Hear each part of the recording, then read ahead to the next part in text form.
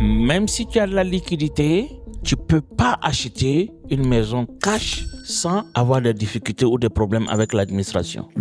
Tu ne peux pas envoyer le cash et ne pas être interrogé par le fisc. Tu sais ce qui est marrant? Récemment, j'ai vu une superstar, je crois que c'est un joueur dans le NFL, africain-américain. C'est une interview qui est vraiment partie en viral en fait. Donc il voulait acheter une maison dans les millions et des millions. Il est parti et il a galéré, il a fait ça pour l'achat d'une maison pendant 1 an, il a dit, ou bien 2 ans. Il n'est pas arrivé à acheter une maison parce qu'il n'a pas ce qu'on appelle le crédit.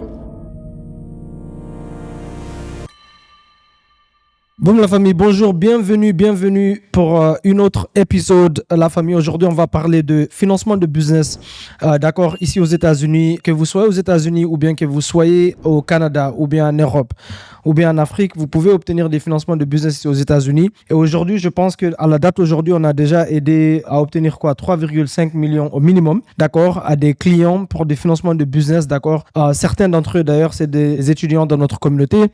Donc on va parler de tout ça aujourd'hui, on va parler de aussi comment déployer les capitaux, d'accord, dans quel genre d'industrie est-ce que vous pouvez investir, les genres de produits de financement qui existent, comme par exemple les financements de business à 0% d'intérêt pendant 6 mois, 12 mois ou 18 mois.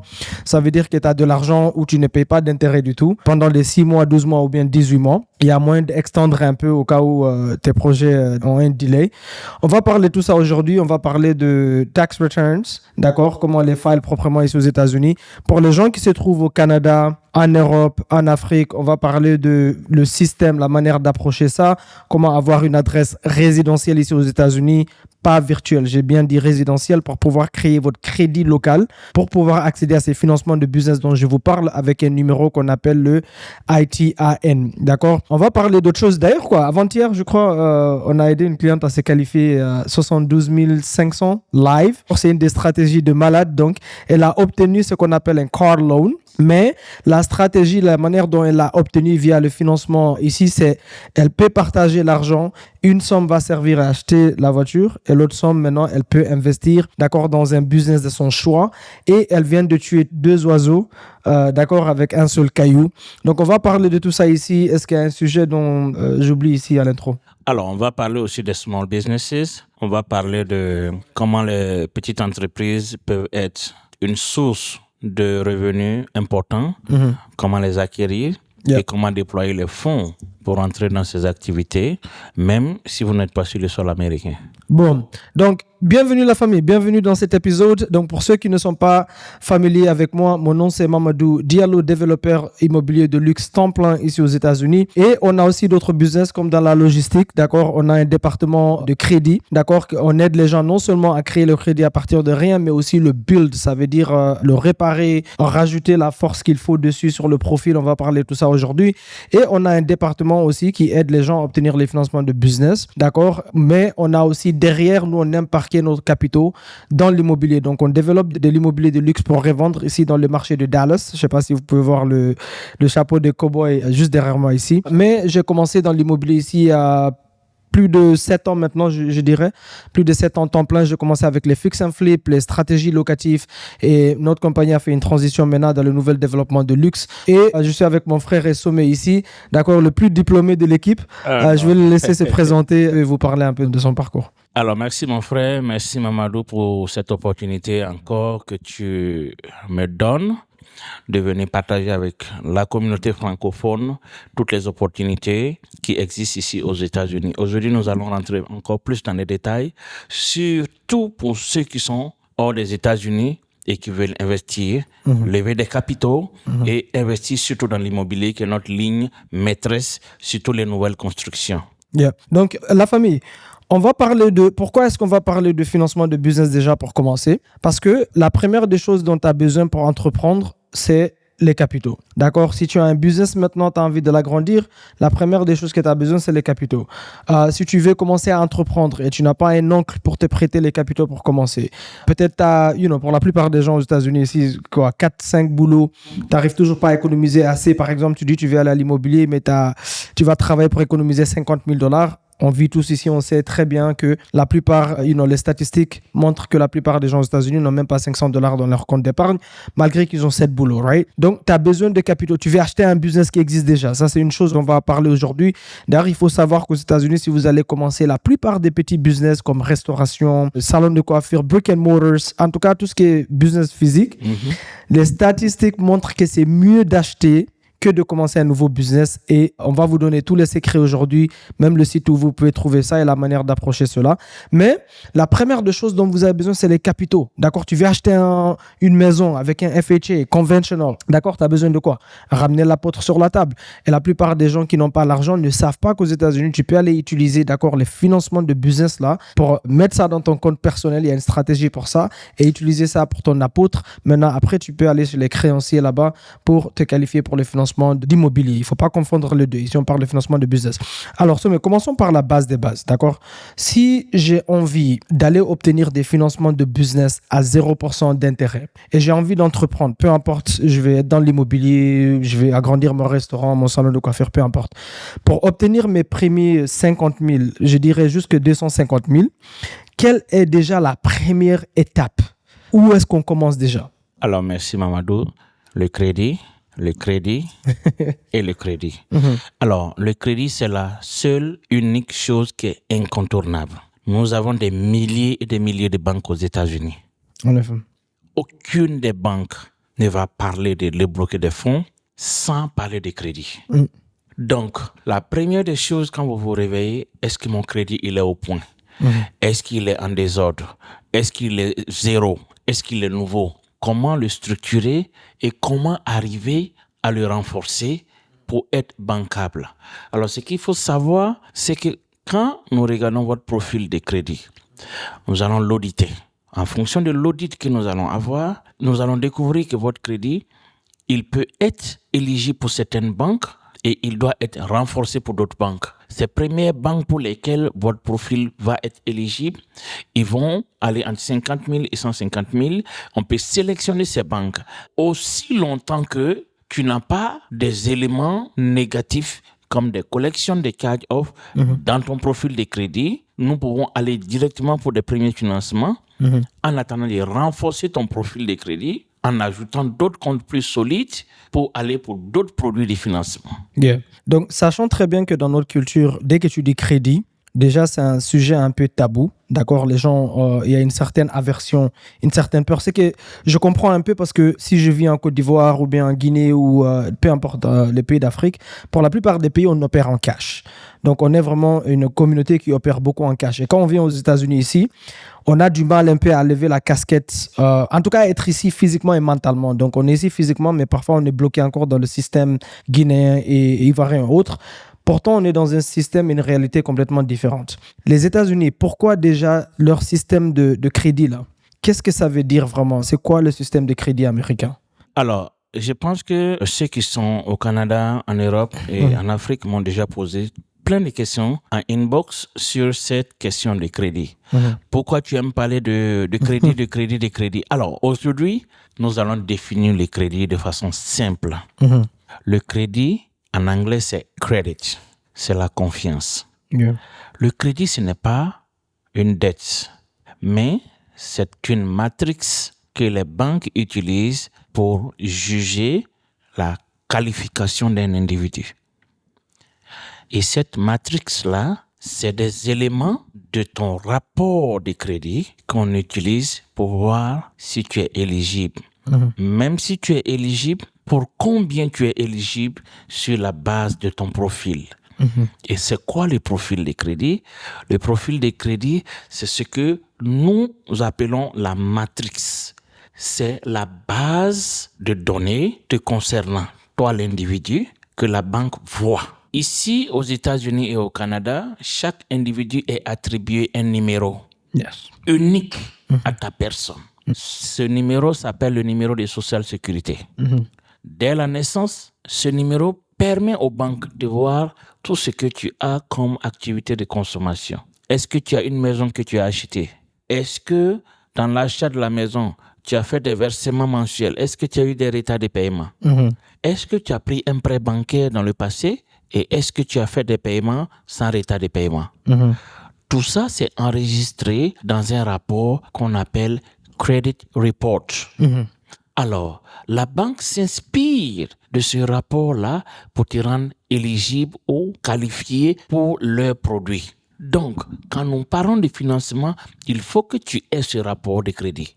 Et à partir du rapport de crédit, celui qui n'a pas de retard de paiement, celui qui a des dettes importantes qu'il a payées de façon responsable, les autres banques vont lui faire plus confiance. Et c'est sur la base de ce rapport de crédit-là que quelqu'un peut lever $500,000 et quelqu'un peut avoir un blocage en levant juste $20,000.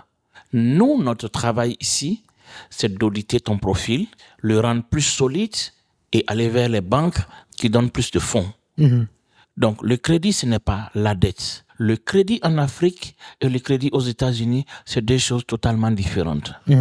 Parce que tu ne peux pas aux États-Unis acheter une maison si tu n'as pas cette crédibilité, si tu n'as pas ce rapport de crédit qui est solide. Même si tu peux avoir $1 million dans ton compte bancaire. Même si tu as de la liquidité, tu ne peux pas acheter une maison cash sans avoir des difficultés ou des problèmes avec l'administration. Tu ne peux pas acheter une voiture d'un certain montant. Je dis bien d'un certain montant. Tu peux acheter une voiture cash à 5 000, 10 000, 20 000 $, il n'y a pas de problème.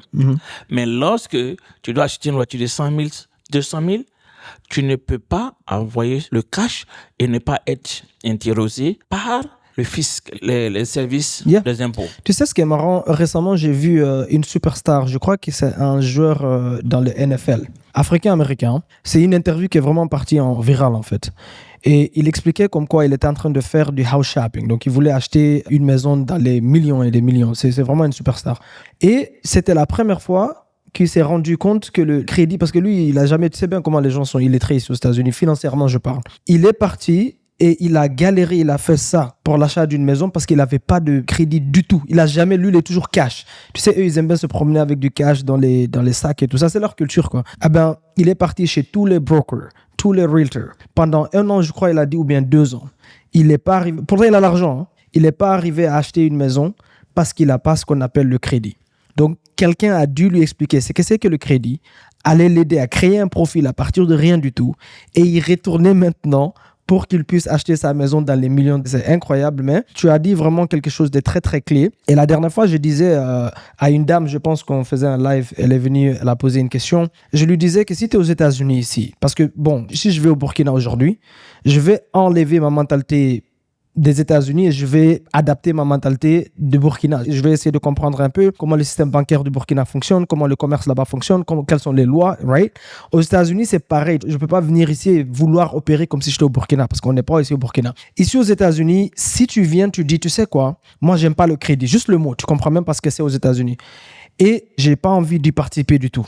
Dans ces cas-là, si tu travailles aux États-Unis, prends ton argent, retire-le en cash, dis à ton employeur de payer en cash et mets-le en dessous de ton matelas. Pourquoi? Parce qu'ils ont un système qu'on appelle le fractional banking. Yes. Si je vais aujourd'hui aux États-Unis et je dépose à la banque, j'ouvre un compte et je dépose $5, le fractional banking dit que la banque peut créer 9 fois la somme que je viens de déposer à la banque à partir de rien du tout. Yes. Je viens de déposer, ils peuvent créer 9 fois le chiffre de ce que je viens de... Donc, si je dépose 100 000, ils peuvent créer combien maintenant? 900 000. $900,000, right? À partir de rien du tout. Yes. Ça, c'est le crédit aux États-Unis.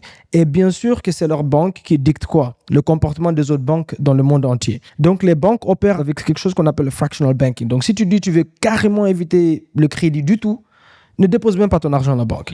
Le problème que tu vas maintenant te rendre compte, c'est, comme tu dis, le système américain, si tu as le cash et tu veux aller acheter, toutes les justifications dont tu vas devoir ramener, toi-même, tu vas dire pardon. Comment est-ce que j'ai créé le crédit là? C'est quoi le crédit? Donc, j'aimerais vraiment qu'on retourne à la base des bases. Bien sûr, le crédit, maintenant, on a compris que la banque, c'est comme ça qu'ils vérifient ton comportement financier.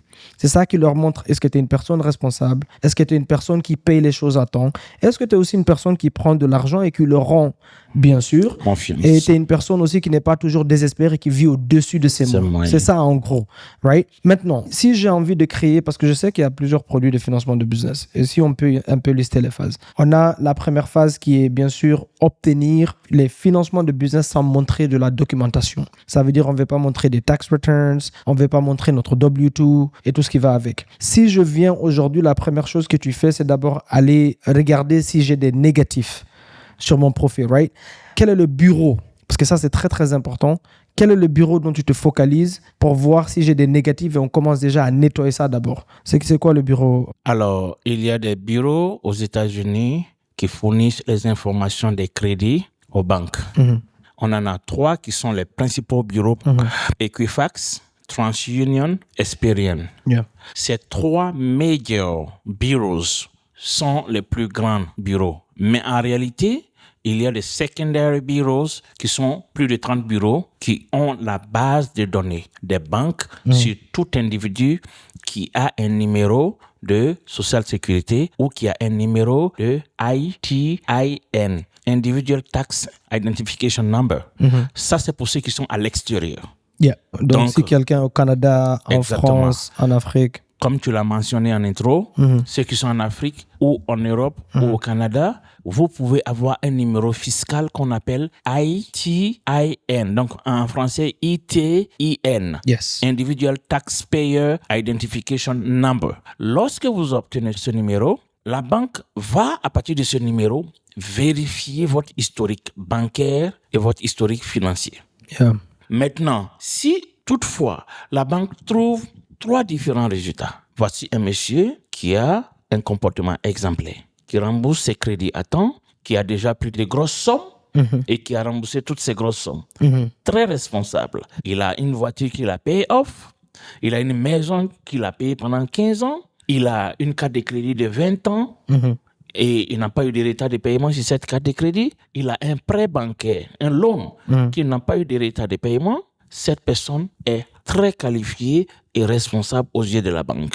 Maintenant, qu'est-ce que nous faisons avec cet individu? Combien cet individu recherche comme financement? Et bien sûr, avec toi, nous travaillons sur le plan d'exécution de son business avant même de lui obtenir les financements. Yeah.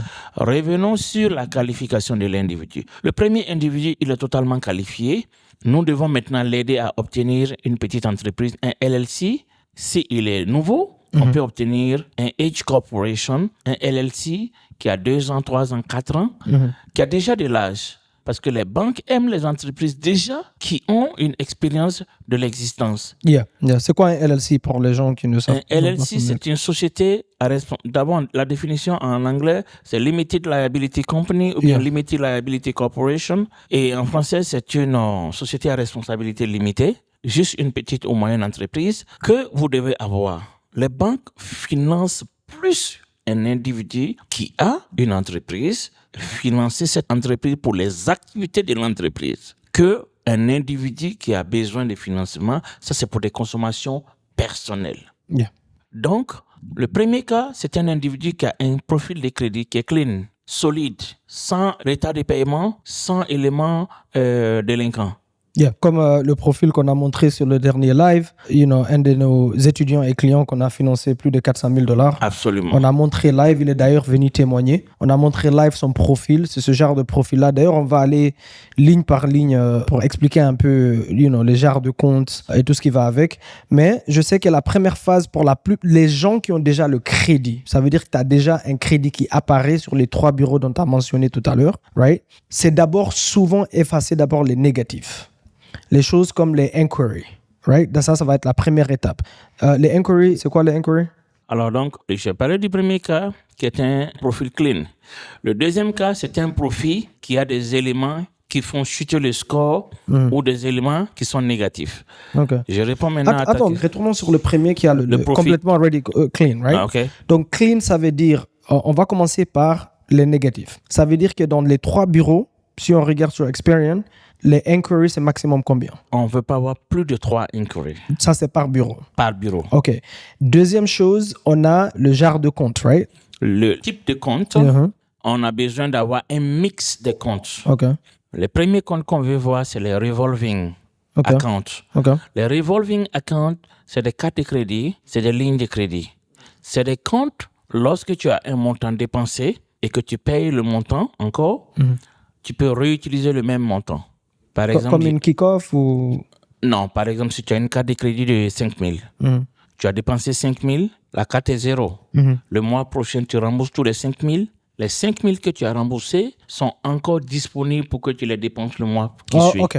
Donc, c'est ce qu'on appelle revolving account. Lorsque tu as ces comptes-là, tu as besoin maintenant d'avoir des comptes qu'on appelle installment account. Ça, c'est des prêts auto ou des prêts personnels. Les installment accounts, c'est un prêt personnel de 10 000 $ qu'on te donne et que tu payes mensuellement. Contrairement au premier compte, ce compte-là, tout ce que tu rembourses à la banque, tu ne peux plus utiliser ça pour une consommation future. Donc, là, on a déjà deux types de comptes. Un compte revolving et un compte installment. Troisième type de compte, un compte équipement ou bien un auto-loan. Tu peux acheter une voiture, tu peux acheter un matériel de transport comme un camion à ton nom. Lorsque tu as ce type de compte, c'est de grosses valeurs. Tu peux acheter un camion de 80 000 $ et quand on regarde dans ton profil, le paiement il a été fait sans retard et tu as payé un gros équipement. Là, tu as un revolving account qui est positif, installment account qui est positif, equipment account qui est positif et il y a un type de account encore qui reste qui est l'immobilier. Si tu as un Le mortgage. bien immobilier et que tu as payé une traite immobilière pendant plusieurs années, ça fait de toi quelqu'un qui est plus solide. Donc, du coup, quand tu as le mix de tous ces comptes, tu es une personne extrêmement responsable, sérieuse aux yeux de la banque. Ok. Et le score, il doit être où? Immédiatement, si tu n'as pas de retard de paiement sur tous ces types de comptes et que l'utilisation des revolving est très low, tu auras un crédit score minimum de 720 à 780 ou peut-être 800. Ok. Et c'est ça que les banques aiment voir Les d'ailleurs. banques aiment ces crédits scores de plus de 720. Là-bas, t'es magnifique. Maintenant, pour les gens peut-être qui écoutent et qui pensent que, ok, tout ça, ça veut dire que maintenant je dois aller acheter un camion de 60 000 $ et je dois aller acheter une maison à 500 000 $ et je dois faire ça veut dire que je dois aller commencer à emprunter machin, right? Comment on va rentrer sur le profil négatif? Et une des analogies que j'aime trop t'entendre dire, c'est de la même manière une jeune fille s'habille, met le lipstick, met les perruques, tout ça. Tu peux aux États-Unis habiller ton profil de crédit sans pour autant aller et emprunter tout ça. Mais c'est très important la famille parce que c'est dont tu parles, le credit mix. Il y a beaucoup de gens qui viennent chez nous et qui pensent que parce qu'ils ont un 800 credit score, ils ont un 720 credit score, ils sont bons. Oh, moi je suis bon, moi je peux aller directement en funding. Slow down. Ton profil, il est fin.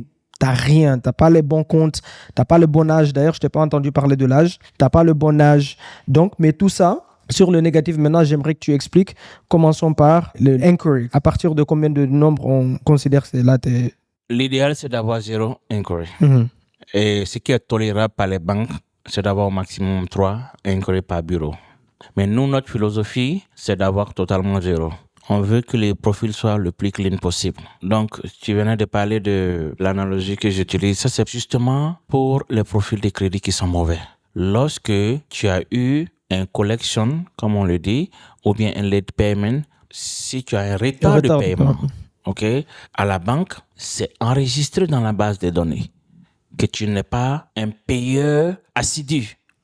Du coup, le score qu'on te donne diminue. Alors, le score du crédit, pour ceux qui ne sont pas aux États-Unis, c'est un score qu'on te donne sur la base de l'historique de paiement et de ton comportement financier. Et ce score-là, il est entre 300, qui est le plus faible, et 850, qui est le maximum. Donc, un score de 720 et plus, tu es dans le bon. Moins que ça, il y a quelque chose qu'il faut travailler sur ton profil pour faire monter le score. Et c'est ce que nous sommes là pour pouvoir aider et accompagner. Et lorsque quelqu'un, dans son parcours, il a eu des difficultés, il a perdu son emploi, il a eu la maladie et il a dépensé plus que ce qu'il ne gagne, il va avoir forcément des retards de paiement ou bien des factures impayées. Ça impacte son crédit. Et lorsqu'il a des collections de late payment, son score est un blocage maintenant pour avancer dans la vie aux États-Unis. Pas de crédit, mauvais crédit, irresponsabilité financière, c'est un blocage pour l'avenir. tu vas travailler et vouloir tout payer en cash, ça c'est un blocage. Supposons que tu dois déménager avec ta famille et que le budget total de déménagement tourne autour de $10,000. Ton travail te rapporte combien à la fin du mois? Combien de mois il va falloir attendre pour pouvoir mobiliser cette somme? Du coup, tu vis un stress, ta famille vit un stress. Pourtant, avec un crédit qui est clean, où tu peux aujourd'hui accéder à des financements de 20 000, 30 000, 40 000, ta famille ne va pas stresser. Tu vas solutionner ça très rapidement. Alors, revenons sur comment clean un profil. D'abord, les hard inquiries, c'est le nombre de fois que les gens ont fait des demandes de crédit en ton nom. Je vais prendre par exemple Bank of America. Je vais là pour demander de l'argent. Ils vont mettre dans mon rapport de crédit que M. Sommet ou M. Mamadou a demandé de l'argent le 1er avril. Le 2 avril, je vais à Chase Bank, je demande encore de l'argent. On va mettre dans ma base de données que j'ai demandé à Chase. Et toutes les autres banques vont voir ça. Donc, le nombre de fois que j'ai demandé de l'argent à une banque, le nombre de fois que j'ai cherché à acheter une voiture avec une institution financière de la place, et surtout les car dealers, ceux qui vendent les voitures, C'est le pire, ça. Yeah. ils vont amener votre dossier à plus de 20 banques. So fishy. Donc, du coup, ils vont vérifier votre profil de crédit plus de 20 fois. Et là, ça vous met en danger. Yeah. Donc, nous allons nettoyer ça. Ensuite, nous allons voir quel autre élément ou quel autre compte dans le profil pose problème. Les profils que nous avons généralement ont des profils qui se retrouvent avec des complications. Des gens ont été à l'hôpital. L'assurance a couvert une partie et l'autre partie reste une dette impayée. Et ça se retrouve dans les rapports de crédit de quelqu'un qui se retrouve bloqué. Il ne sait pas comment se débrouiller. Nous aidons cette personne en utilisant la loi pour pouvoir enlever et nettoyer ses profils de crédit. On a aussi des cas où c'est des assurances de voiture. Les gens, quand ils changent d'assureur, d'un assureur à un autre, pour lui, il a déjà fini avec l'ancien assureur. L'ancien assureur va envoyer des factures et que le monsieur, il ne s'en rend pas compte. Ils vont reporter ça dans ton rapport de crédit disant que tu as une facture impayée ici et ça fait de toi un mauvais payeur. Un autre cas de figure qu'on voit généralement, c'est surtout ceux qui déménagent d'un appartement à un autre. Généralement, quand tu déménages de l'appartement, il y a l'inspection qui est faite après ton départ. Yeah. Et quand on fait l'inspection, on trouve que la peinture a été grattée, on trouve que la douche a été cassée. Donc, il y a une facture qu'on t'envoie. Généralement, les gens déménagent sans donner la nouvelle adresse au propriétaire de la maison. Or, il a déjà votre numéro de social sécurité où il peut reporter comme une dette qui ne lui est pas payée. Et tout ça, ça endommage le crédit. Bref, c'est quelques éléments négatifs. D'où la raison de savoir qu'il n'y a pas de vie privée aux États-Unis. Non, il n'y a rien, rien n'est caché ici. On ne peut pas se cacher, il faut vivre en toute responsabilité. Et d'où la raison de dire que tous ceux qui ont ces difficultés, nous avons un département de crédit donc, que je gère moi-même et nous arrivons à totalement gérer, nettoyer, mais en plus, on vous éduque sur comment éviter ces genres d'erreurs dans le futur. Non, sincèrement, je ne sais pas combien de personnes, mais des gens qui sont high level, je dirais, right? Qui ont des business, qui ont beaucoup de succès, qui nous ont déjà dit que rien que notre cours sur le crédit, le financement, la structure de corporations comme les LLC et tout ce qui va avec, rien que ça, ils ne peuvent pas mettre un prix là-dessus et ils n'arrivent pas à croire qu'on partage autant. Donc, ce n'est pas juste venir réparer les crédits, mais c'est aussi connaître comme ça dans le futur, tu sais comment utiliser. D'ailleurs, si je dois retourner en arrière sur ma carrière immobilière aux États-Unis, la première classe que j'aurais pris, c'est sur le crédit. Parce que tu ne vas pas apprendre ça à l'université, tu ne vas pas apprendre ça à l'école. Tu peux aller prendre tous tes student loans. D'ailleurs, tu n'as pas parlé de ça sur le crédit. Ça affecte beaucoup de nos clients, les student loans spécifiquement. Mais ce n'est pas des choses que tu vas apprendre comment utiliser le crédit pour que ça t'ouvre des portes au capitaux pour que tu puisses aller investir des investissements de choix. Donc maintenant, la deuxième phase après que le crédit... D'ailleurs, imaginons qu'il y a un client qui a un bon profil, l'âge, les limites, tout ce qui va avec, mais qui a juste des inquiries. Est-ce que tu peux leur expliquer comment ils peuvent aller, s'ils veulent eux-mêmes aller nettoyer leur propre inquiry?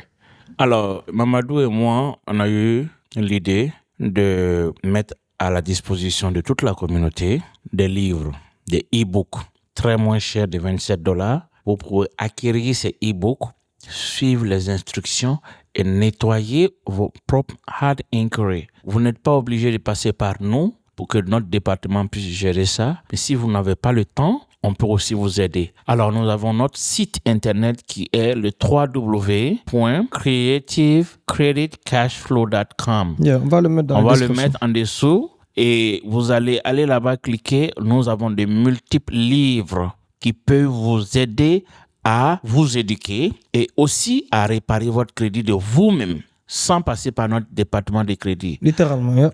Tout est là-bas, des livres en français et en anglais. On a pensé à tout le monde.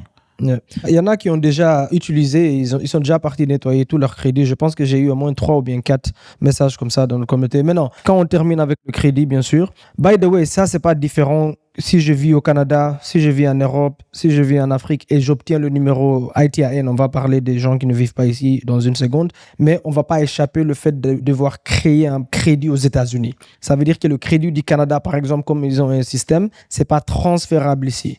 On doit vous aider à créer un profil de crédit aux États-Unis. Il y a une manière de faire ça. Et s'il vous plaît, arrêtez de nous contacter et de nous parler de Capital One. J'aimerais que tu adresses ça aujourd'hui une bonne fois pour toutes. Je ne sais pas qui est en ligne en train d'enseigner les gens sur ça. Mais comme on est en train de parler de financement de business, que ce soit les financements de business à 0% d'intérêt, que ce soit les lignes de crédit, ok?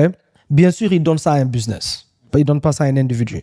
Donc, la deuxième phase, après la structuration du crédit et tout ce qui va avec, c'est bien sûr le LLC maintenant. Je t'ai entendu parler du nouveau LLC. Je vais essayer un peu de me mettre dans la peau de l'audience, comme si je connais rien. Tu as parlé du LLC, je t'ai entendu parler du nouveau LLC, et tu as parlé d'un LLC qui est âgé. Ok? Explique maintenant comment est-ce qu'on attaque pour le LLC, parce qu'on a aussi vu beaucoup de problèmes avec ça. L'importance d'avoir la bonne structuration et la différence entre un nouveau, combien un nouveau peut obtenir jusqu'à combien, et puis celui qui vient avec l'âge et comment aux États-Unis on peut se projeter en avance niveau l'âge, par exemple, l'importance de ça. Donc parlons un peu de la structure du LLC pour obtenir les capitaux.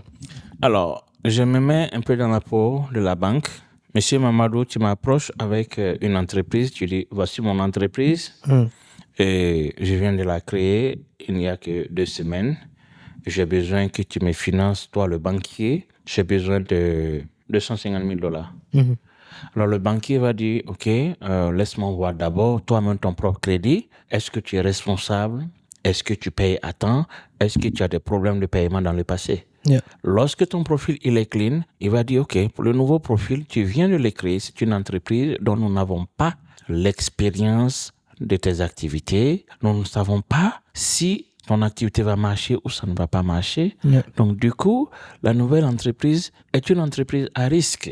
Yeah. Parce que toi-même, tu es clean. Mais l'entreprise elle-même, elle n'a pas d'historique. Yeah. Et elle n'a pas encore travaillé pendant des années, générer des profits, Payer des avoir impôts. les tax returns, donc payer les impôts, avoir les bank statements où tu viens, tu dis, hey, monsieur le banquier, Voici j'ai déjà mes généré documents. $1 million cette année, donc financez-moi par rapport à mes revenus. Ça, c'est vraiment like, la 4e, 5e phase pour la plupart des compagnies. Ici, tu commences où toi, tu es l'officier de ton LLC. C'est pour ça qu'il te demande ton profil de crédit. Parce qu'un LLC aux États-Unis, c'est bien sûr une personne morale. C'est ça. Pas physique, c'est une personne morale. Toi, l'individu qui se trouve comme manager sur le LLC, tu es la personne morale et physique qui opère en tant qu'officier de ton LLC. C'est toi qui as les yeux, la bouche, les mains. Donc, c'est toi qui peux aller à la banque, communiquer pour ton LLC. Mais réellement, le financement, on le donne à quoi? Ta compagnie. C'est juste que c'est toi qui communique pour ta compagnie. Du coup, c'est toi qui vas regarder, OK, est-ce que tu es responsable financièrement? Parce que quand on donne l'argent, c'est qui va dépenser l'argent pour le LLC? C'est toi. Donc, pour les gens qui demandent, en fait, pourquoi est-ce qu'on regarde mon crédit alors que je demande des financements de business? Les gens ne comprennent pas cette distinction. Mais maintenant, continue avec ce que tu disais pour le LLC maintenant. Alors donc, je me mets toujours dans la peau du banquier. Monsieur Mamadou vient me voir, je veux un financement de 250,000. Mon entreprise est créée il y a 2 semaines. C'est un nouveau LLC, Limited Liability Corporation. Alors, le banquier va dire, je veux bien te financer, mais on va te donner un peu d'argent et te voir gérer ça pendant 6 mois, 1 an, en attendant que nous comprenions ta rentabilité, ta gestion et les impôts que tu payes. Yes. Après la première année de ton exercice, tu vas avoir ce qu'on appelle un bilan fiscal. Tu as payé les impôts. Quel est le revenu que tu as déclaré? Ton revenu personnel à toi et le chiffre d'affaires.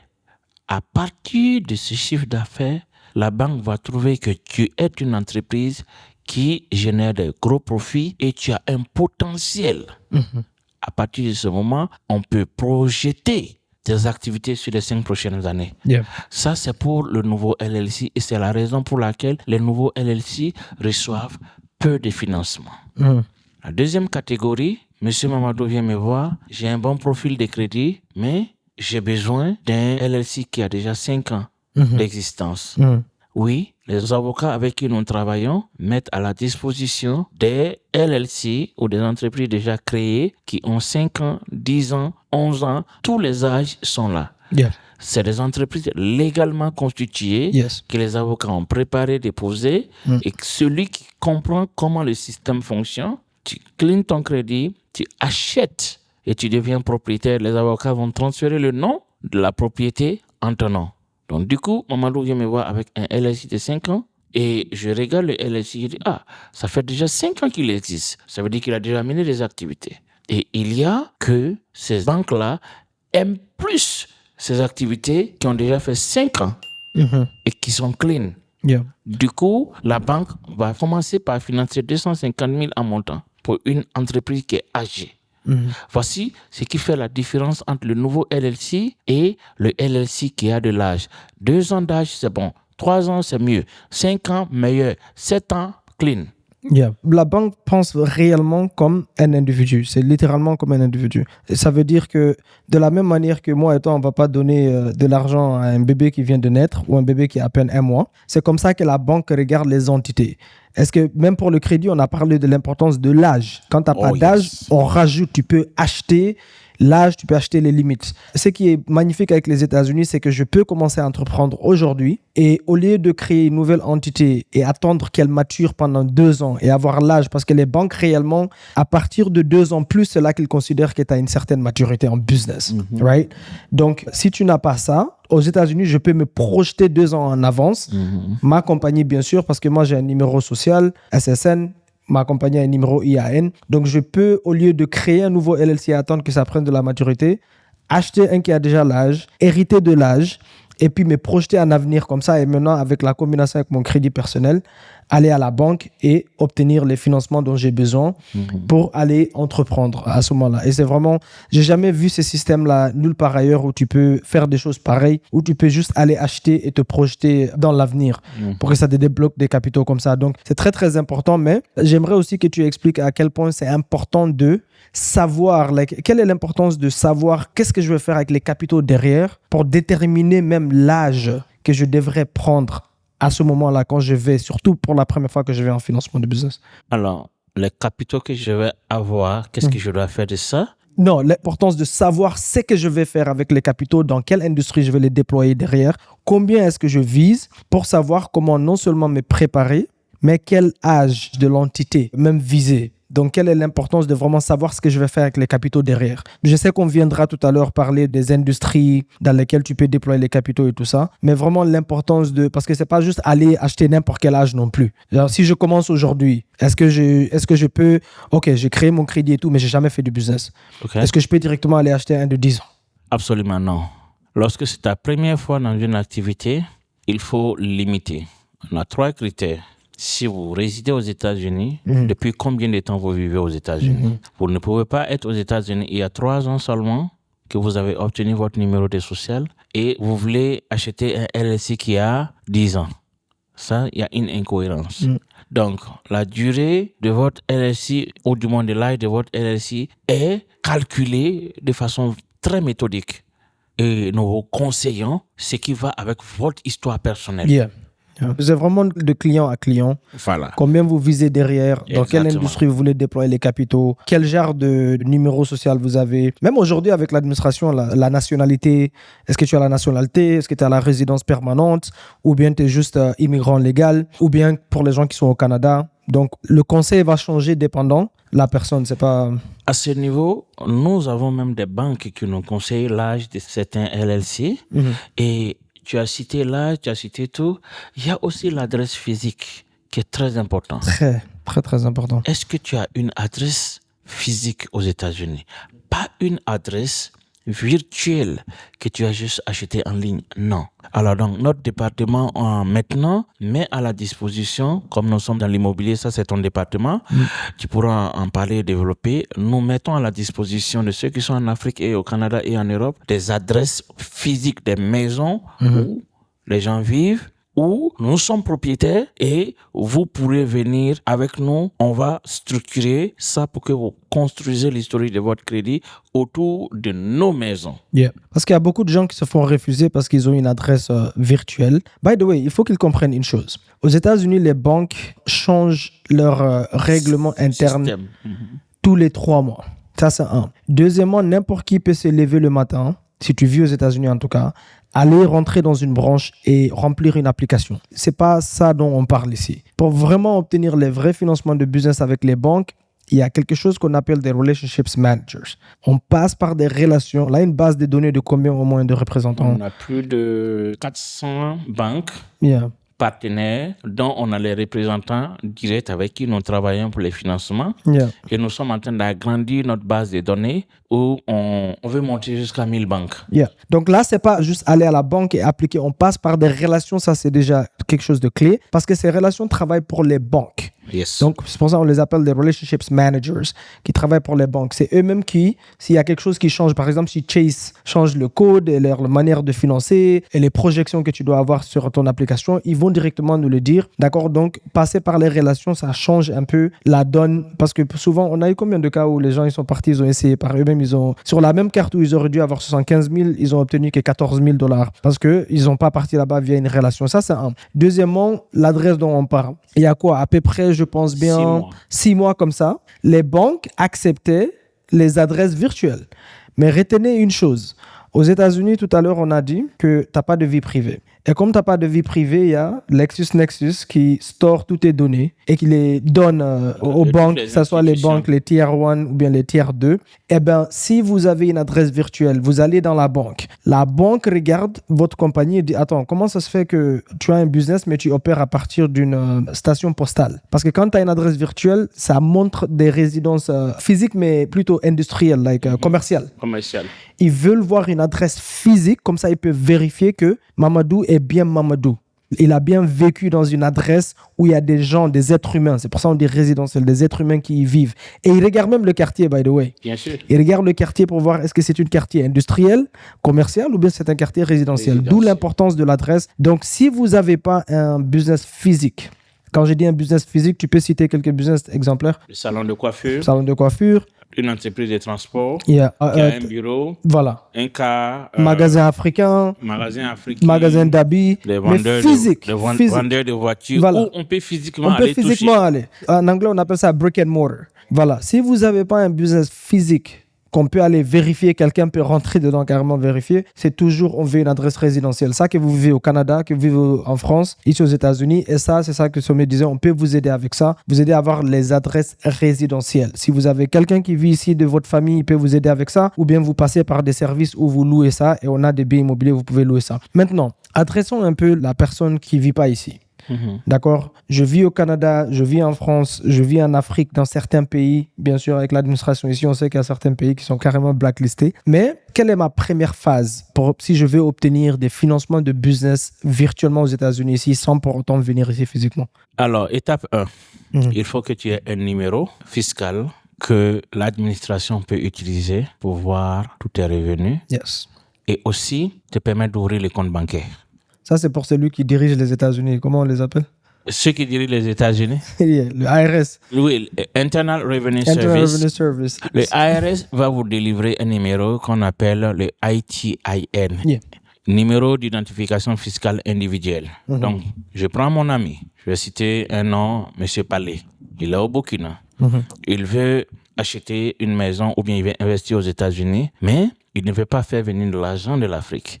Il veut lever des fonds ici et investir ici ou acheter sa maison ici. Il me contacte, il me dit, Monsieur Sommet, je suis ton ami, on a grandi, on a fait l'école ensemble. Et comment je peux, à partir du Burkina ou de l'Afrique ou de l'Europe ou du Canada, avoir un investissement, lever des fonds aux États-Unis et investir ici? Je vais dire, OK, première chose, j'aurai besoin de ton passeport.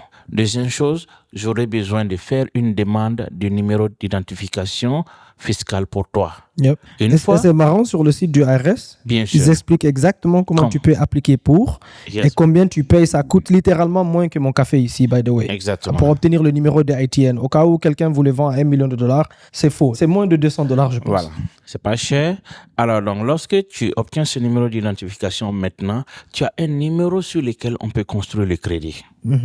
Nous allons vous aider maintenant à construire un profil de crédit très rapidement. On peut vous ajouter ce qu'on appelle les authorized users, quelqu'un qui a déjà une historique de paiement. Yeah. Allons-y étape par étape. Ok. J'ai mon ITN maintenant. Ok. Après quoi? Après, première étape, ITN, tu as ton numéro. Deuxième étape, c'est construire ton crédit autour. Et en même temps que tu as le numéro de ITN, tu peux ouvrir déjà des comptes bancaires. Donc, si j'ai mon ITN avant les comptes bancaires et tout ça, est-ce que je dois faire l'adresse d'abord? Ou bien le LLC d'abord? Ou bien j'attaque directement la création du crédit? D'abord, pour avoir même ton ITIN, tu as besoin d'une De l'adresse déjà. Voilà. de résidence aux États-Unis. OK. So, première étape, c'est l'adresse. C'est l'adresse. Voilà, boum. Il faut une Arrêtez adresse. d'acheter une adresse virtuelle. Tous ceux qui vont vous dire d'acheter des adresses physiques et des adresses à la virtuelle, pardon, en ligne, Ici, on les appelle quoi? PO Box? les PO Box ou bien les virtual addresses, vous allez les acheter. Vous allez avoir des abonnements mensuels, mais ça ne va rien vous donner. Serveur, yeah. Parce qu'aujourd'hui, et ça c'est quelque chose que je voulais adresser après, mais je vais profiter d'adresser ça. Arrêtez de regarder YouTube University. C'est vrai. Parce que vous allez tomber sur une vidéo. Nous-mêmes, Mamadou et moi, nous avons fait des vidéos il y a 8 mois. Nous avons encouragé certaines adresses pour le business.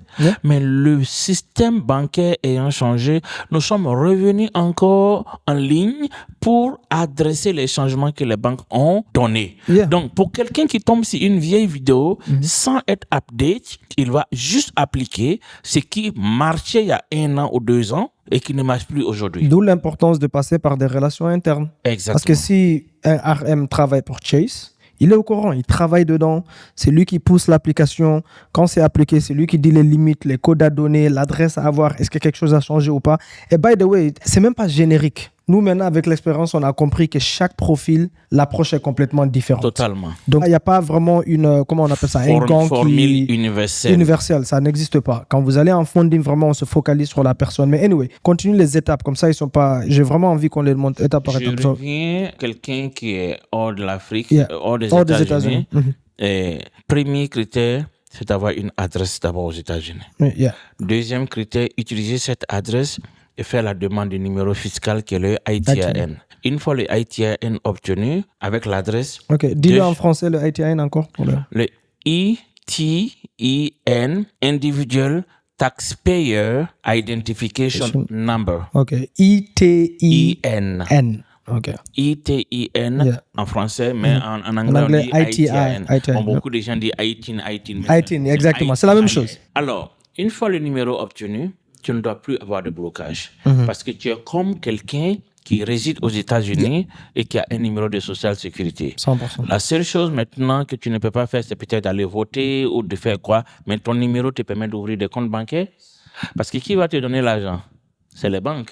Maintenant que tu as ton numéro de ITIN, tu peux ouvrir les comptes bancaires, tu peux créer les LLC, les entreprises, ou acheter les entreprises, et tu vas faire les ouvertures des comptes bancaires. Pourquoi ouvrir des comptes bancaires? C'est avoir une relation avec les banques qui vont te financer dans le futur. J'ai mon numéro, j'ai mon adresse, j'ai fait des ouvertures de comptes bancaires. J'ai créé d'abord des LLC, j'ouvre des comptes bancaires, ou bien, si je ne veux pas encore ouvrir des comptes bancaires, je commence à construire mon profil de crédit. Comment je construis mon crédit? Nous, on a ce qu'on appelle les nouveaux profils qui viennent avec 000 comptes, qu'on aide à ajouter des comptes solides avec de l'âge, de l'historique de paiement et surtout des limites sur les crédits qui sont élevés. Et que les banques veulent voir. Que les banques veulent voir.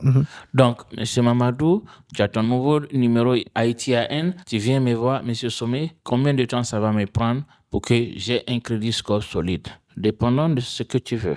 Si tu veux, on peut t'ajouter des comptes qui ont déjà de l'âge. Généralement, ce que les gens font, ils vont prendre un capital, aller mettre à Capital One. Le Capital One. Capital One, ils vont mettre $200, $300 et ça va les prendre 6, 8 mois, 1 an pour reporter une petite historique de paiement. Mhm. Immédiatement, nous déconseillons ça parce que l'objectif d'avoir le ITIN, c'est d'avoir des financements. Tous les gens avec qui, pour la plupart que je parle avec, qui sont au Canada, en Europe, tout ça, la première des cartes qu'ils prennent, je ne sais pas, qui est en train de vendre ce cours en ligne, c'est Capital One. Même les gens aux États-Unis ne savent pas que c'est la pire des cartes à avoir. Mais pourquoi d'ailleurs, s'ils veulent commencer, au lieu d'aller prendre Capital One, on va leur donner les cartes alternatives qui sont mieux. Mais pourquoi Capital One est nul? Capital One, si vous tapez, faites des recherches, Mhm.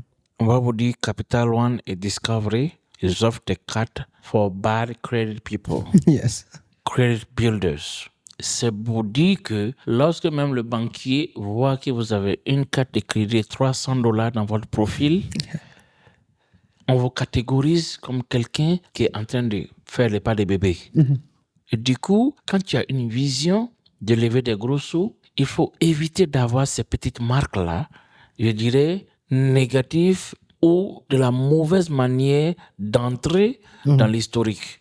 Yeah. Parce que au lieu d'avoir une carte de $300 de Capital One, tu peux directement avoir un authorized user de 5 ans, de $15,000 ou de $10,000. Si le banquier regarde dans ton profil que tu as un compte qui reflète 15 ans d'historique de paiement, même si tu résides aux États-Unis, il y a 1 an, légalement, tu peux reporter 15 ans de paiement. Ouais, c'est quoi un authorized user? Un authorized user, c'est une carte de crédit appartenant à quelqu'un pour laquelle tu donnes l'autorisation à la personne d'ajouter toi ton numéro sur le report de la banque et la banque va reporter tout son historique de paiement sur toi, ton profil de crédit. Donc, de la même manière que je peux acheter un LLC avec l'âge, De la même je peux manière, acheter tu une peux carte de acheter crédit avec une de carte de l'âge. crédit avec de Et l'âge. ça reflète sur mon profil, j'hérite de la limite et l'âge. Alors, pour l'historique, quelqu'un qui a compris ça, qui dit, OK, moi, je vais ajouter 5 comptes âgés sur mon profil, Yeah. mon nouveau numéro. Yeah. En 3 mois, cette personne a un profil plus solide que toi. Tu vis ici il y a 2 ans, 3 ans. 100%. Et celui qui comprend ça et qui paye un LLC âgé, tu vois, en 3 mois, 4 mois, il est capable de lever plus de fonds que celui qui a fait 2 ans en train de travailler sur son Capital One. Yeah. C'est magnifique quand je regarde tous les nouveaux profils, Aïcha, Kalissou, tous ces gens, on les a pris like zéro. Zéro. Pas de profil du tout en quoi 30, 35 jours, 45 jours. 45 jours, ils sont autour Des de profils de plus de crédit excellents. 750. D'ailleurs, c'est plus facile d'aider les nouveaux profils Les nouveaux que... profils sont plus faciles. Parce que ceux qui ont déjà abîmé, il faut d'abord aller réparer, Oui, ça prend un peu de soigner, temps. mettre. Ok. Donc, je vais récapituler un peu. L'adresse. J'ai le numéro ITN. Non, d'abord l'adresse. Après mon numéro de ITN. Une fois que j'ai mon numéro de ITN, moi, je dirais d'office, même si tu vas aller ouvrir le compte de business, parce que tu peux faire les deux simultanément. Ton crédit, tu dois l'attaquer direct. Yes. Parce que tu vas jamais obtenir les financements de business ici Sans si ton crédit des États-Unis. J'ai pas dit du Canada, j'ai pas dit de la France, je ne sais même pas si ça existe en France. J'ai dit des États-Unis. Donc tu peux le créer et ça va prendre un peu de temps. Ça doit sortir dans les 3 bureaux, mais évite Capital One. Mettez ça à la poubelle. Achète plutôt des cartes, des bonnes cartes, des bons historiques et que tu rajoutes sur ton profil. Et seulement en quelques mois, à peu près combien de temps ça va prendre pour que ça reflète en règle générale quand tu achètes les comptes? En règle générale, ça ne doit pas dépasser 30 jours. En règle Donc, ça va générale. faire. Mais entre 2 semaines et 30 jours maxi, si tu achètes un authorized user ou un trade line, toute l'historique doit reporter. En Ok. règle générale. Magnifique. Maintenant, voilà, je suis au Canada, j'ai fait tout ce que tu m'as dit. Voici, j'ai mon LLC, j'ai acheté ou bien j'ai créé un nouveau. Voici, j'ai l'adresse. Mon crédit aussi, il a apparu. J'ai investi sur mon crédit. Maintenant, pour les financements de business, maintenant, pour appliquer, pour que j'obtienne ça, est-ce que je dois prendre l'avion et venir ici? Pas du tout. Ok. Pour les Comment? financements de business, la plupart des financements sont faits de cette façon. Une fois le crédit est au top, une fois le LLC ou le H-Corp il est déjà en place, une fois le compte bancaire de business est ouvert, on a une préparation entre celui qui doit être financé et le banquier et cette préparation se fait virtuellement. Et au moment de cette préparation, nous allons travailler avec vous sur les différentes questions que le banquier va vous poser. Très important. Qu'est-ce que vous faites comme activité et comment vous payez vos employés, combien d'employés vous avez, quelle est la projection de vos chiffres d'affaires. Yep. Voilà les genres de questions que le banquier va très poser aux futurs financiers. Yep. On passe des heures et des heures à rien que sur la préparation de la communication avec les Et clients. c'est ici que je te tire le chapeau Parce que, comme tu viens de le dire, tu passes des jours et des heures interminables à préparer les gens avant l'interview. Et bon, moi, je suis mécanicien de l'équipe. Je suis toujours en train de taper là-bas. Yeah. Et c'est toi, vraiment, tu travailles beaucoup à préparer l'interview. Et cette partie d'interview est très importante. Alors, dis-moi que j'ai besoin de $500,000 et le banquier te pose une question. Qu'est-ce que tu vas faire avec ces sous? Tu ne dois pas être en train de bégayer. Yeah. On va même pas aller jusqu'à 500 000. 50 000. Si je vais tout de suite chez mon oncle et je lui dis, donne-moi $50,000 parce que je veux entreprendre. Si je lui explique pas clairement où l'argent va aller, comment je compte récupérer les capitaux investis, comment je compte générer du profit, pourquoi est-ce qu'il va me le donner? Right? Donc, la banque n'est pas différente. Mais il y a quand même le langage bancaire dans le sens où tu viens de dire quelque chose de très important. Par exemple, le montant que tu projettes. Projected income ici aux États-Unis, très important. Le montant que tu donnes à PNC n'est pas le même montant que tu donnes à Chase, n'est pas le même montant que tu donnes à Truist. Right? Tu as les petites banques, tu as les grosses banques. Donc, d'où je vous dis l'importance d'avoir les relations internes. C'est si vous pensez juste, je me lève le matin et je vais remplir un formulaire, je vais obtenir les fonds, bonne chance avec ça. OK. Donc, j'ai pas besoin de me déplacer. On a établi ça. Donc, s'il y a quelqu'un en ligne qui vend, vous devez prendre l'avion et venir ici aux États-Unis, c'est qu'il y a quelque chose qui cloche. Right? Maintenant, une fois que j'ai tout ça, revenons d'abord sur une chose avant même de parler comment déployer les capitaux et les différentes industries dans lesquelles on peut déployer ça. OK? Parce que ça, c'est très important d'avoir un plan. Parce que c'est pas de l'argent. Tu sais, souvent, je remarque les gens dans notre communauté, les gens sont tellement excités d'obtenir cela comme si c'était le profit, en fait. Comme si la réussite, c'est l'obtention de ces capitaux-là. Mais c'est pas de l'argent gratuit. Il faut rendre cet argent. Donc, tu dois avoir un plan, comment le déployer derrière, dans quelle industrie, tout ça. Mais parlons un peu de... On a rencontré quelques cas où le profil est bon, l'âge est bon, les limites... By the way, j'aimerais trop bien que tu m'expliques un peu pour les débutants de débutant le comparable credit. Pourquoi l'importance des limites? Qu'est-ce que c'est que le comparable credit? Mais on a eu quelques cas où les gens, tout était bon, on pensait at least. Quand on est parti via les relations, on a appliqué. Il y avait des choses derrière sur leurs données que nous, on n'est pas au courant. Donc, j'aimerais parler un peu de cette compagnie. Je ne sais même pas si on l'appelle une compagnie ou bien le bureau qu'on appelle Nexus et le check system où des fois, c'est ça qui fait tort aux gens. Explique un peu l'importance de ça ici, de ces données-là aux États-Unis. Alors, il faut comprendre que tout est une question de data. Les données. Et le numéro d'identification fiscale, qui est le numéro de Social Sécurité ou le numéro ITIN, c'est un numéro où tout ton comportement est enregistré.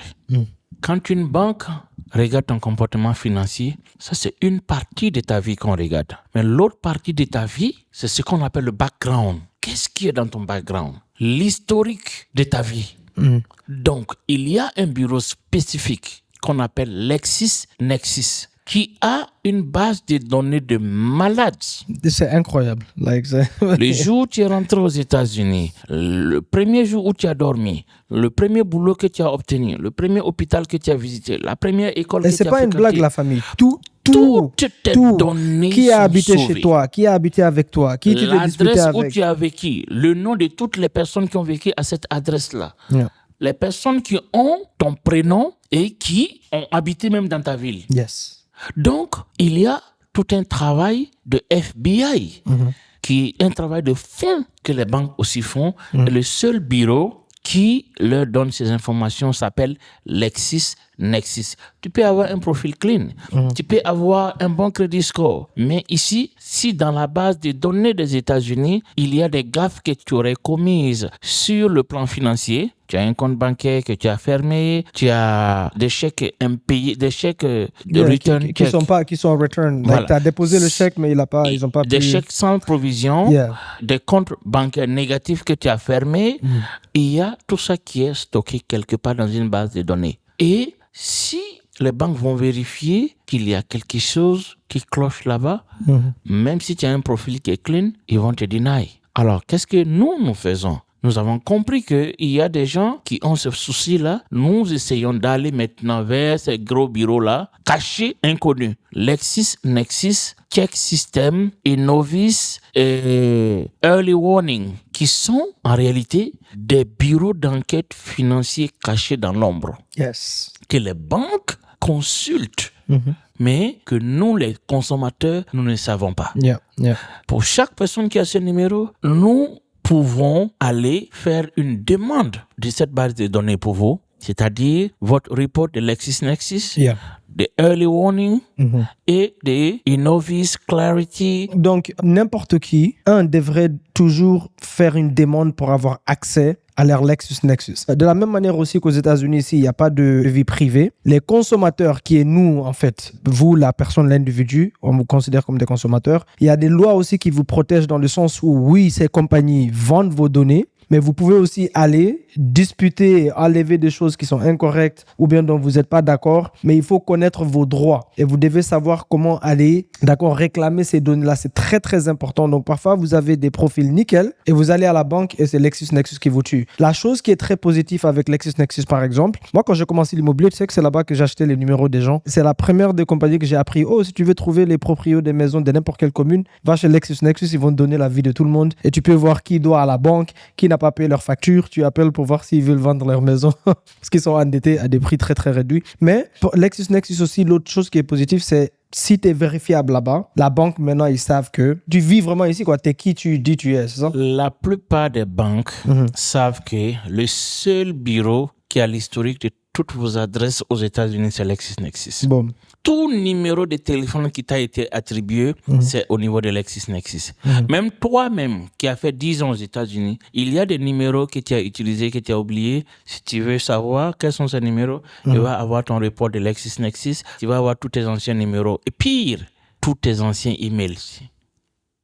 Tous tes anciens emails, tous tes numéros de téléphone, toutes tes C'est vrai en adresses, plus, hein. tout ton historique d'emploi. Yeah. Ça, c'est quelque chose dont tu devrais parler parce que combien de profils est-ce qu'on a eu que les gens ne se rendent même pas compte de leur information personnelle, ça veut dire ton nom, prénom, nom du milieu, ou puis on les adresses, tu as déménagé, tu n'as pas changé, tout ça. On a rencontré beaucoup de soucis avec ça. Dans le profil de crédit, on a ce qu'on appelle inaccurate personal information. Thank you. Donc, tu peux avoir vécu à New York et tu as déménagé dans un autre État comme le Texas et tu as déménagé encore dans un autre État comme Californie. Toutes tes anciennes adresses te suivent. Mais lorsque le banquier, il voit qu'il y a 3 différentes adresses attribuées à M. Mamadou, on se dit, mais cette personne est instable. Yep. Donc, du coup, qu'est-ce que nous faisons dans la préparation de votre profil de crédit? Nous nettoyons vos informations qui ne sont pas à jour. Très important. De sorte que le banquier voit que votre adresse de résidence actualisée et qui match surtout. Yeah. Parce qu'il y a beaucoup de gens qui déménagent et qui ne changent même pas les informations bancaires en ligne, comme au niveau de la banque, même sur leur permis de conduire ou bien leur document d'identification. Nickel, nickel. Alors, maintenant, rentrons aussi sur le segment de, OK, j'ai fait tout ça, que je sois ici ou pas. Maintenant, on est au niveau où j'ai obtenu les capitaux. On va même pas aller trop loin. Il y a des gens qu'on a obtenu 400 000 plus, 500 000 plus. Mais arrêtons-nous à 250 000. Pour la plupart des gens, la première fois, même 250 000, c'est déjà OK. Parce qu'il y a des phases, right? Première phase, je vais aller obtenir des financements où je ne me justifie pas beaucoup. Parce que je n'ai pas encore une historique, je ne suis pas encore très profitable. Donc, on va parler de ce qu'on appelle nos dark loans. C'est le genre de financement qu'on commence avec où je n'ai pas envie de présenter la documentation. Je vise peut-être des financements à 0%, d'accord? Deuxième phase, c'est si je vais travailler avec ces capitaux. Je génère des profits. Maintenant, je vais aller me faire financer via les bank statements. Troisième phase, c'est je suis vraiment profitable. Là, je fais les millions l'année. Et on a rencontré d'ailleurs quelques petits business comme ça où maintenant, tu as déjà les impôts, tu as file les impôts de business. Il ne faudra pas oublier de parler du département de tax filing. Cette année, on a sauvé beaucoup de gens via comment file les taxes proprement parce qu'on a un département pour ça. Mais ça, c'est la troisième phase à ce moment-là. Et puis après, on a tout ce qui est SBA et les grants. Ça, c'est vraiment la dernière des phases, right? Sur la première des phases, j'obtiens mes 50 000, 150 000, 250 000, dépendant, le profil et où est-ce que j'ai envie d'investir. Quels sont si j'ai pas déjà un business que j'ai envie d'agrandir? Parce qu'on a des clients comme ça où ils ont déjà leur business, ils sont experts dans leur business et ils veulent juste agrandir ces business-là. Si je sais pas qu'est-ce que je vais faire avec l'argent derrière, quelles sont les diverses industries ici aux États-Unis où tu peux investir cet argent et aller générer des profits? Alors, merci Mamadou. On va commencer par la première partie de la question. Quelles sont les étapes pour les financements? On a ce qu'on appelle les séquences de financement. Première séquence, deuxième séquence, troisième séquence, et on construit le profil de crédit, de business et le crédit de profil personnel. Alors, je viens d'obtenir un nouveau H-Corp. Mon crédit, il est nickel. Par quel financement je commence? L'idéal, c'est de commencer par les crédits cartes de 0% d'intérêt sur 6 mois, 12 mois ou 18 mois. première phase. Je vais être concret. Le profil, il est bon. Je vais chez Chase. Chase me donne 50 000 sur 12 mois sans intérêt. Sans intérêt. Je vais Littéralement 0%. Là. Je vais chez Chase, je peux avoir 2 produits. Mais on va être humble. On va rester à 50 000. Je vais chez Wells Fargo. J'obtiens 25 000. 0% d'intérêt. J'ai 2 produits. Ça me fait 50 000 encore. Je vais chez Bank of America, US Bank, TD Bank, Citizen Bank. Ça, ce sont des banques nationales. On commence là-bas, au niveau. On sécurise tout ce qu'on a sécurisé. Ça, c'est l'idéal. Lorsque j'obtiens 50 000, 100 000, 200 000, ça, c'est en cas de crédit de business. Nous passons à la seconde étape qui est le liquidation. Tu vas liquider les cartes de crédit et avoir ça en cash. Tu as obtenu en tout sur 3 ou 4 banques 200 000. Tu as obtenu ces 200 000 maintenant dans un compte en liquide.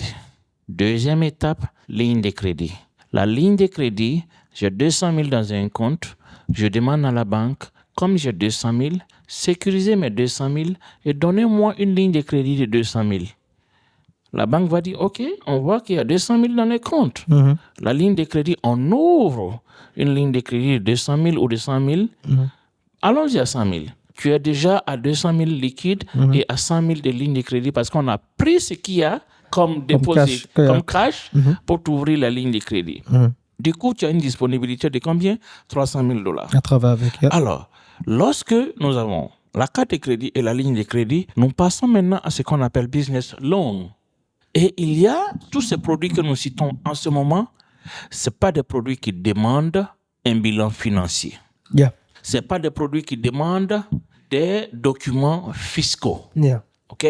Donc, ce que nous, on a l'habitude d'appeler no doc loan. No documentation loan. Lorsqu'on finit cette première étape, carte de crédit business, ligne de crédit business, on va maintenant dans le business loan.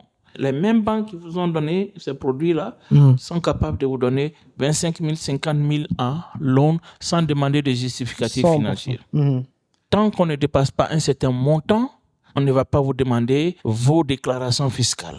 D'où l'importance de savoir quel montant projeté est-ce que je mets sur l'application. Donc, il faut, pendant que nous faisons la demande des prêts, savoir exactement quel montant chaque banque veut voir sans demander des documents fiscaux ou des déclarations fiscales. Ensuite, quel montant il faut exactement utiliser en fonction de chaque banque. Les banques ne sont pas les mêmes et les critères diffèrent d'une banque à une autre. Raison pour laquelle nous travaillons avec des internes de la banque qu'on appelle Relationship Manager. Même nous allons citer le nom de 10, 20 banques avec qui nous travaillons. Si vous voulez aller faire une application de vous-même sans que quelqu'un de la banque ne vous dise voilà les chiffres qu'il faut mettre dedans, vous n'allez jamais être approuvé des limites élevées. On a eu les 2 clients qui voulaient faire les malins. Là. On les a d'abord consultés. Après, ils ont essayé d'aller le faire par eux-mêmes parce qu'ils pensaient qu'ils avaient compris. Ils ont obtenu des petites limites de rien du tout parce qu'ils ont mal appliqué sur l'application. En plus de, la relation interne n'a pas poussé l'application aussi parce que tu n'es pas passé, tu ne les connais pas. Donc, quand on vous dit c'est des vraies relations, ces gens, tu les connais par leur nom, leur prénom, tu parles avec eux, vous êtes dans un chat, ils te disent carrément les choses. Et à chaque fois quelque chose change, il t'update. Mais aussi, c'est des gens qui aiment travailler avec des compagnies. Ça veut dire si Sommet vient chez Chase, est-ce que c'est une compagnie qui a envoyé Sommet ou bien Sommet est rentré ici par lui-même? Si c'est une compagnie, ils savent direct s'ils ont une relation avec cette compagnie-là ou pas. Donc, retenez bien ça. Ça, c'est très, très important. OK. Alors, donc, on a cette première étape-là qui constitue le début de ta relation avec les banques. Donc, c'est vrai que ce que tu as dit au début est très capital. Tous ces revenus sont des prêts qu'il faut rembourser. Ce Pas de l'argent gratuit qu'il faut prendre, aller mettre dans la fondation de la maison en Afrique ou bien acheter des voitures pour aller vendre en Afrique. Pourquoi moi, je déconseille ce type d'investissement? Parce que tu n'as pas une garantie sur le retour de l'argent rapidement, alors que tu dois commencer à rembourser tes traites. Une des choses sur laquelle nous sommes fermes, c'est de ne pas travailler avec des gens dont on a déjà des soupçons. Il y a des gens qui nous disent clairement, moi je vais prendre l'argent pour disparaître, je vais prendre l'argent pour aller en Afrique. Nous, on a notre crédibilité, on a notre relation. notre responsabilité et notre relation bancaire qui est en jeu. Nous voulons travailler avec des gens qui sont assez responsables, qui veulent utiliser l'argent pour un business réel et qui peuvent utiliser maintenant le bénéfice pour envoyer en Afrique. Yeah. By the way, il n'y a personne qui a plus d'argent que la banque. Ils impriment ça. Donc, s'ils te donnent 50 000, tu mets ça à bon usage, tu rembourses. La prochaine fois, ils vont donner beaucoup plus. Ils vont donner le double. Donc, ça ne sert à rien d'abîmer les relations juste parce qu'on veut. Et comme tu dis, avoir cette pression. Si je vis aux États-Unis, si j'investis cet argent dans quelque chose que je contrôle ici, je vois, je peux aller surveiller, c'est beaucoup plus facile pour moi d'éviter, de mitiguer les risques qui sont inclus. Mais bon, comme tu dis, comme il y a des relations, de toute façon, tous les clients qu'on travaille avec, on les vête aussi. Donc, OK, on a ce côté-là. Et puis, on a aussi les gens qui veulent la stratégie que tu as utilisée pour les car loans. J'aimerais bien que tu parles de ça un peu. Alors, pour la séquence, je vais finir peut-être là-bas. Après cette étape, nous sommes autour de 50 200 000 dollars. Nous allons utiliser les documents maintenant pour les gros loans. Okay. On appelle ça maintenant les DAC loans. On peut demander les relevés bancaires. Combien d'argent tu déposes par mois? Combien d'argent tu retires par mois? Et ça, c'est très facile d'imprimer les relevés bancaires des 3 ou 4 derniers mois parce que là, maintenant, on a obtenu des fonds. On a obtenu des fonds. Nous voulons montrer des mouvements d'entrée et des mouvements de sortie. Donc, la première étape, on a fait sans documents. Maintenant, on a des documents qu'on peut utiliser qui sont les relevés bancaires pour avoir ce qu'on appelle les MCA loans, Merchant Account. OK? Donc, tu peux utiliser tes relevés bancaires juste sur la base de ton argent qui entre 1 mois, 2 mois, 3 mois. Il y a des banques qui vont dire on a besoin d'un minimum de 10 000 dollars par mois pendant 3 mois. Il y a des banques qui vont dire on veut 30 000 par mois. Il y a des banques 50. Donc, en fonction de tes entrées réelles, il y a des lignes et des financements réels qu'on va te donner. Okay? Donc, cette étape-là, c'est la prochaine étape de la séquence. DAC loan, bank statement. Après 1 an, on va demander les relevés fiscaux, les déclarations fiscaux ou les déclarations fiscales. Les gars, notre français là, c'est à mélanger en anglais, donc vous allez nous comprendre là-bas. Non, c'est normal. Et les déclarations fiscales, ça veut dire que vous avez fait 1 année d'activité, vous avez déclaré des impôts, vous avez payé des impôts. Sur la base de ça, il y a certaines banques qui vous lèvent encore des capitaux. Et c'est là qu'ils doivent comprendre comment le IRS aux États-Unis et les banques sont littéralement cousins. Donc, si les tax returns, l'importance, j'aimerais que tu expandes un peu sur l'importance de bien faire les tax returns. By the way, que vous voulez accéder à des capitaux de business ou bien que vous voulez, combien de gens on a eu qui étaient bloqués pour leur achat du premier bien immobilier à cause de la manière dont ils ont filé leurs tax returns, complètement pénalisés. Maintenant, on a du tout restructuré. Donc, si tu peux expandre un peu de l'importance de bien faire ces taxes, non seulement personnelles, mais business aussi. Alors, le fisc de façon générale, les déclarations des impôts de façon générale ou les impôts de façon générale, c'est un sujet que les hommes d'affaires ont peur d'aborder. Quand ils parlent d'impôts, les gens voient, on va payer beaucoup d'argent. Mais en réalité, tout individu doit payer ses impôts en tant qu'individu et tout employeur doit payer des impôts et toute entreprise doit payer des impôts. Lorsque tu payes tes impôts dans les déclarations fiscales, la banque voit ton entreprise comme une entreprise responsable et sérieuse. Qui est profitable aussi. Exactement. Qu'est-ce que nous constatons? Les entreprises généralement déclarent faillite pour ne pas payer les impôts en augmentant les charges de l'entreprise de façon exagérée, même des charges qui n'existent pas. Lorsque tu es une entreprise qui a déclaré faillite la première année, faillite la deuxième année, faillite la troisième année, pour ne pas payer des impôts. Maintenant, tu te présentes devant le banquier, tu demandes beaucoup d'argent. Mais le banquier va dire, tu n'as jamais payé les impôts, tu n'as jamais eu de profit. De façon raisonnable, tu seras rejeté et refusé. Tu viens de dire quelque chose de très capital. Les impôts et les banques, c'est les meilleurs amis. Celui qui paye ses impôts de son entreprise, il est le meilleur ami du banquier qui va lui donner beaucoup plus d'argent. 100%. Donc, prenons les impôts comme un bon investissement. Déclarons des profits, payons des impôts et obtenons le maximum de financement que nous méritons. Toutes les entreprises smart, intelligentes, qui lèvent plus de fonds payent beaucoup d'impôts.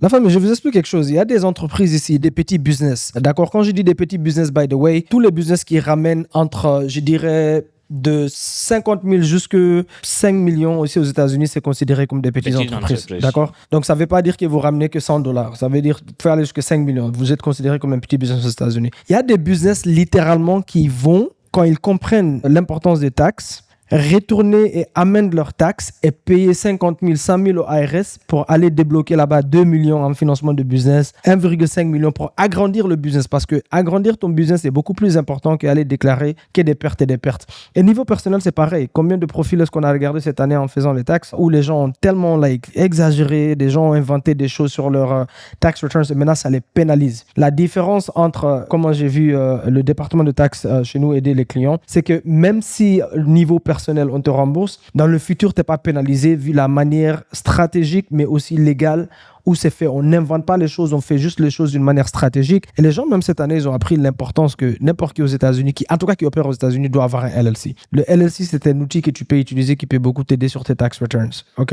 So, maintenant, parlons de une fois que tu obtiens ces capitaux. By the way, la famille, il n'y a pas de limite de capital que tu peux obtenir. Il y a juste des stratégies. Et c'est au fur et à mesure, c'est pas du jour au lendemain. Il ne faut pas venir, en 2 jours, je veux, il y a certains cas là, des fois, en 2 jours, je veux 250 000 en 2 jours, alors que ton profil est nul, tu n'es vraiment pas prêt, ça prend du temps, il y a une stratégie derrière, mais tu peux accumuler au fur et à mesure qu'on applique les stratégies avec les relations bancaires. Quelles sont les industries que j'explore si j'ai pas de business du tout? Ça veut dire j'ai pas encore un salon de coiffure, j'ai pas un magasin africain, j'ai pas un business qui existe déjà que j'ai envie d'expandre. Ok? Quel autre business je devrais m'intéresser aux États-Unis si que les gens dorment, ils savent pas, c'est des business qui sont un peu boring. Comment on dit boring en anglais? Ennuyant. C'est des business ennuyants mais qui rapportent le plus ici aux États-Unis. Nous on considère pas. Pourtant on travaille dedans souvent. Mais quels sont les business que je devrais considérer pour investir pour les gens qui n'ont pas d'idée où mettre les capitaux? Alors, nous expérimentons ce que nous-mêmes nous pratiquons.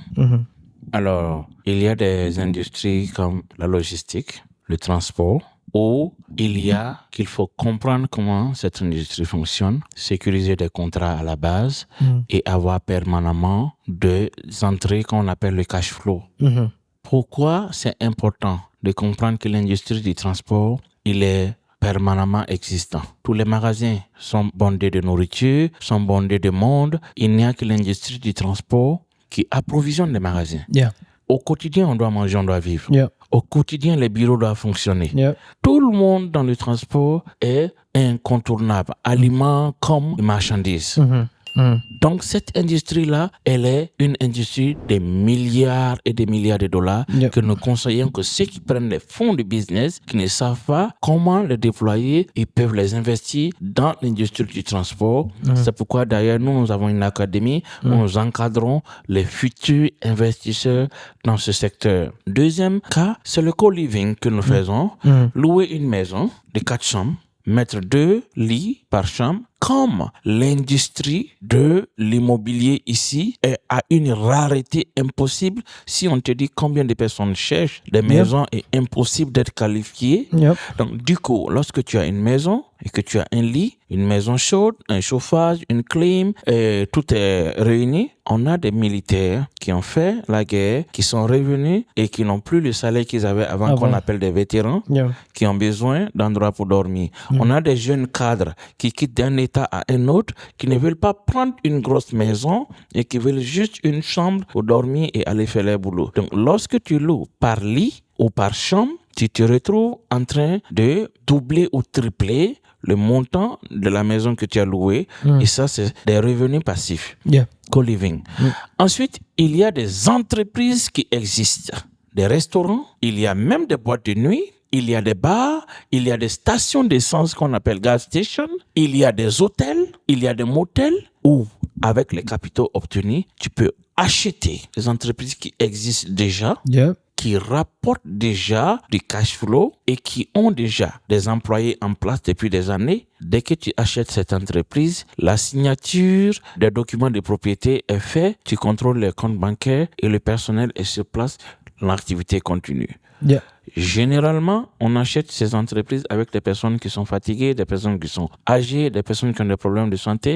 Et c'est de très bonnes opportunités. Yeah, je pense une histoire de dingue. Je pense plus de 44% ou 55% des business aux États-Unis, j'ai lisé un rapport récemment, sont en vente. Parce que, une des premières crises qu'ils ont, c'est que ils ont arrêté de faire des enfants. Ils préfèrent les chiens et les chats. Du coup, la plupart des baby boomers, on appelle ça. Donc, ils ont une crise de vieillesse, mais en même temps, ces gens n'ont pas d'enfants pour hériter. Ou bien les enfants ne veulent pas hériter de ces business ont 40 ans, 10 ans, peu importe l'âge. Mais idéalement, tu veux toujours acheter un business qui a 5 ans plus. Parce qu'aux États-Unis, ils ont fait une étude aussi, ils se sont rendus compte que la plupart des petits business, et quand on parle de petits business, je parle vraiment de brick and mortar business. Je parle pas d'immobilier, tout ça. Je parle de brick, ça veut dire que tu as un restaurant, magasin, comme tu dis, boîte de nuit. C'est que ces genres de business-là, la plupart des gens tombent en faillite avant les premiers 5 ans. Et les premiers 5 ans, c'est les plus durs. D'accord? Donc, quand un business dépasse les 5 ans, ce business a déjà dépassé ce pont très, très risqué là. On appelle ça business acquisition. Donc, tu peux acheter un business qui existe déjà, qui a 6 ans plus, avec tous les employés, management, le cash flow, le système, toi, tout ce que tu viens, c'est soit tu as l'expertise dedans ou un de tes partenaires a l'expertise dedans. Tu viens, tu agrandis le business, tu augmentes le cash flow, mais tu n'achètes pas un travail, quoi. Donc, statistiquement, c'est prouvé que c'est plus facile aux États-Unis d'acheter un business que de commencer un business et avoir du succès au fur et à mesure. Donc, il y a le site bizbuy.com. Tu peux là-bas regarder les business. Et c'est la même structure pour l'achat d'un immobilier. D'ailleurs, encore mieux même en business. Parce que quand tu achètes l'immobilier, qu'est-ce que tu ramènes sur la table?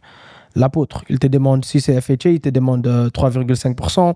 Si c'est conventional, il te demande 5%. Si c'est VA, c'est 0%. En business, c'est pareil. Tu ramènes un down payment, il te finance le reste. Explique-leur le genre de financement qui existe même d'ailleurs pour spécifiquement les achats de business. Mais quand tu as le financement de business, tu peux liquider, utiliser ça comme ton down payment. Et les gens qui vendent des business qui existent déjà sont beaucoup plus ouverts à devenir ta banque, faire ce qu'on appelle owner finance, au lieu de le vendre cash, parce qu'ils savent très bien quand ils vendent cash, il y a qui vient pour au moins la moitié. Monsieur le IRS. Right? Aux États-Unis ici. Donc, tous les gens qui connaissent un peu ont beaucoup peur du IRS dans le sens où ils savent que s'ils vendent aujourd'hui, ils reçoivent le cash, la moitié vont chez l'IRS, donc ils préfèrent te financer avec ta banque et toi, tu leur fais juste les paiements mensuels, ils veulent juste ne plus être dans le business. Donc, tu as ça, mais j'aimerais que tu expandes un peu plus sur la logistique. Je sais qu'il y a le box truck, d'accord? On a beaucoup de gens qui sont en train de commencer dans ça. D'ailleurs, nous, on a un business là-dedans. Il y a le medical courrier, qui est les revenus, beaucoup de gens dorment là-dessus. Tu as le dispatch. Right, tu as le dispatch. La logistique, est-ce que tu peux un peu détailler un peu les différents niches qui existent dans la logistique pour les gens? Alors, quand on parle de logistique, c'est toute la chaîne de valeur ici aux États-Unis. Commençons par la base, qui sont les industriels qui produisent. Lorsque les industriels produisent, cette marchandise est envoyée à ce qu'on appelle des magasiniers.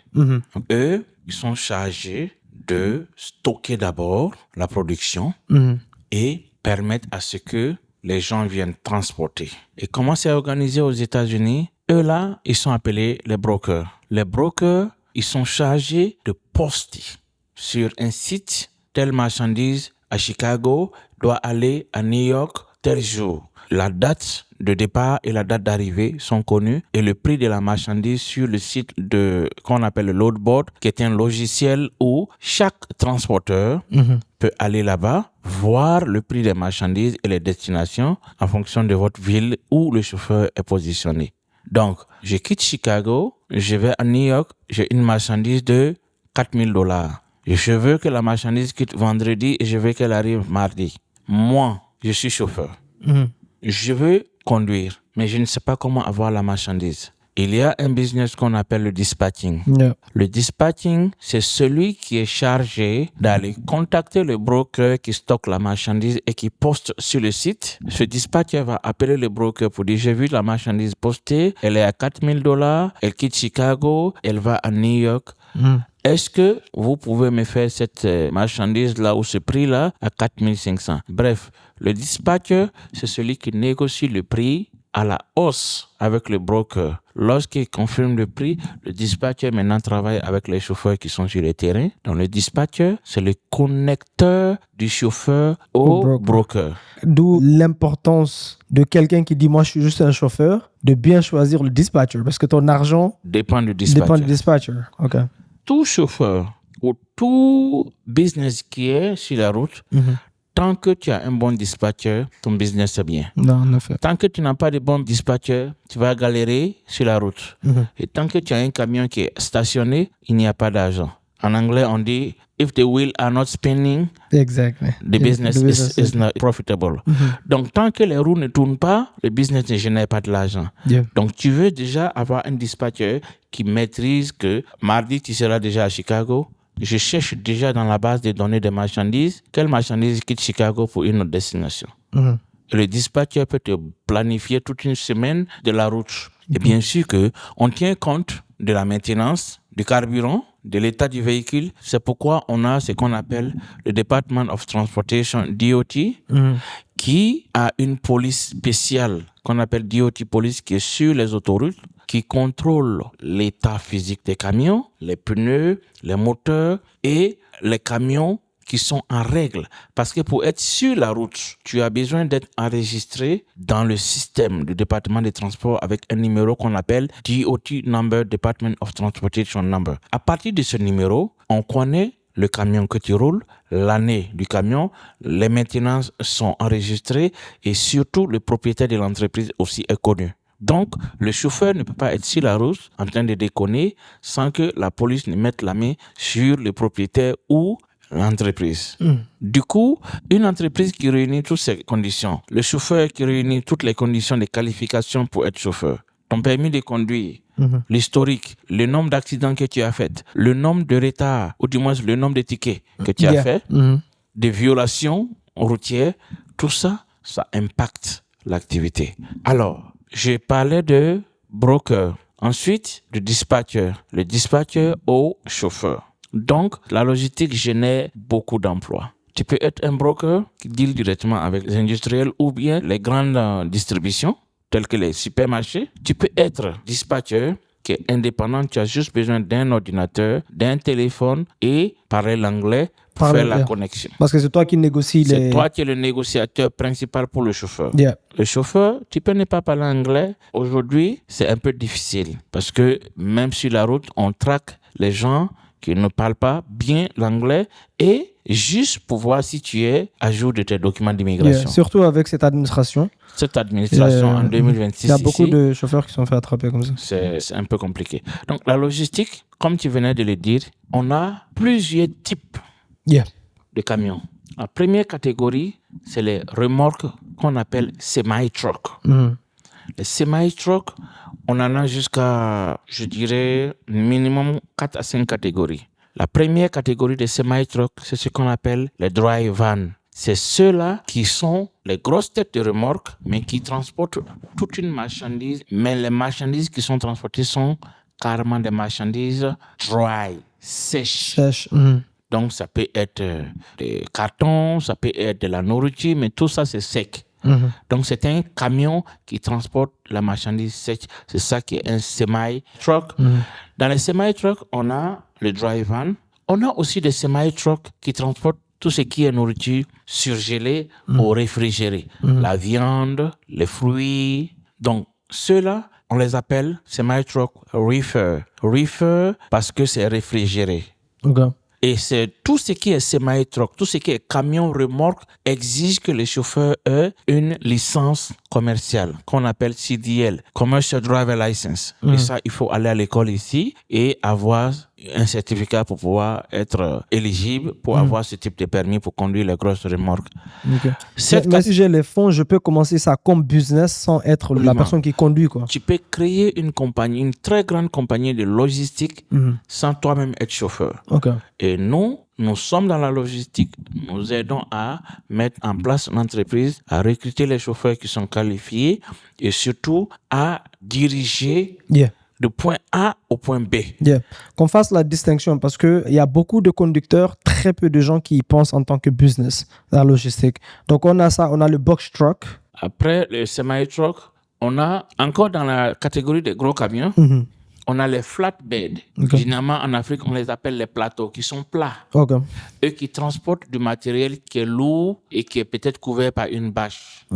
À côté d'eux, on a encore une autre catégorie de flatbed qui transportent les heavy load. les Caterpillar, Mm, les yeah. gros engins, Yeah, les gros engins engins. lourds. Mhm. Alors, eux aussi, ils sont des chauffeurs qui ont besoin d'une licence commerciale, mais qui, en plus de ça, ont besoin d'un certain permis de poids lourd, Yes. permis de matériaux dangereux, Dangereux, et tout ça, c'est ceux qui ont le Commercial Driver License. Et pour avoir ce permis-là, souvent, c'est très difficile. À côté de ceux qui ont le permis pour conduire tout ça, il y a encore ceux qui font le tanker. Les tankers, c'est ceux qui transportent, par exemple, le carburant, les citernes. Carburant, l'huile, il y a l'huile de chocolat, tous les produits liquides. À côté d'eux, il y a encore ceux qui ont besoin du permis commercial qui transportent le gaz liquéfié. Donc, tout cela, c'est la première catégorie de Commercial Driver License qui est un niveau un peu compliqué pour accéder. Mhm. Pour un débutant. Quoi. Pour un Ok. débutant. Mhm. Deuxième catégorie, c'est les camions moyens qu'on appelle box truck. Les camions moyens, tu as besoin de juste un permis de conduire normal, régulier, pour entrer dans cette catégorie. Boom. Donc, beaucoup plus facile à pénétrer. Beaucoup plus facile à pénétrer et qui est accessible à beaucoup plus de personnes, surtout pour notre communauté immigrante. Le box truck, tu as juste besoin d'un permis de conduire, tu as besoin d'un numéro du Department of Transportation. Ce que nous faisons, nous accompagnons avec ça. Et dès que tu as ça, tu as juste besoin de comprendre comment il fonctionne. Avoir un contrat ou bien être sur la route d'état en état. Il y a beaucoup de gens qui rentrent dans l'industrie sans maîtriser les contours. Et quand ils rentrent, ils se font griller et ils disent que cette entreprise... Le business est mort. Le business est mort. Comment est-ce que quelqu'un peut me dire que les gens ne mangent plus aux États-Unis, les gens ne transportent plus des marchandises, les gens ne livrent plus des fournitures de bureaux? Tu prends des grands supermarchés tels que Office Depot. Office Depot travaille seulement avec le box truck. Si tu as un contrat, imagine, nous sommes à Dallas, au centre-ville. Tous les bureaux qui sont là, ils ont besoin de fournitures de bureau, ils ont besoin d'imprimantes, ils ont besoin de papier, ils ont besoin de tout ce que tu peux imaginer. Mais Office Depot utilise les box truck pour les contrats. Macy's utilise les box truck pour les contrats, pour livrer les matelas. Et maintenant, Amazon, qui est l'une des multinationales ici, a besoin de plusieurs box trucks. Donc, lorsque tu as des contrats, tu es sécurisé et tu génères beaucoup de revenus. Donc, nous montrons aux gens comment rentrer dans l'industrie, mais plutôt sécuriser les contrats et aussi comment se mettre ensemble pour décrocher des plus gros contrats. La différence aussi que tu as un peu montré avec les étudiants, même qui sont surpris parce qu'ils sont conducteurs depuis des années et des années, et maintenant que le rideau il est ouvert pour voir le côté business, pas à côté je conduis, et ils ont l'impression qu'ils gagnent rien, c'est comment les gens maîtrisent même pas les routes, le kilométrage, le genre de contrat que tu acceptes. Tu peux un peu expandre là-dessus parce qu'il y a des gens qui disent non, il n'y a plus d'argent dedans, faut pas parler de ces box truck, machin, il n'y a plus d'argent dedans. Alors, je parle de box truck ou du moins de camion à l'aise parce que moi-même, j'ai été conducteur. J'ai fait 2 ans de Commercial Driver License. J'ai conduit les remorques, les grosses remorques. En 2014-2015, 2 ans. Je conduis pour ma première compagnie qu'on appelle Western Express, qui était basée à Nashville, Tennessee. Et j'ai conduit dans tous les 50 États, y compris le Canada et le Mexique. Ensuite, quand j'ai quitté les remorques, je suis rentré dans le box truck où j'étais business owner moi-même. Donc, j'ai eu moi-même des camions que j'ai gérés et j'ai eu des contrats. Donc, ce que j'enseigne aujourd'hui, c'est l'expérience personnelle et les études aussi que j'ai fait dans ce domaine. Donc, pour être dans cette activité, il faut être un peu plus cultivé et mieux comprendre les routes. Il y a des régions où l'activité de transport est plus concentrée.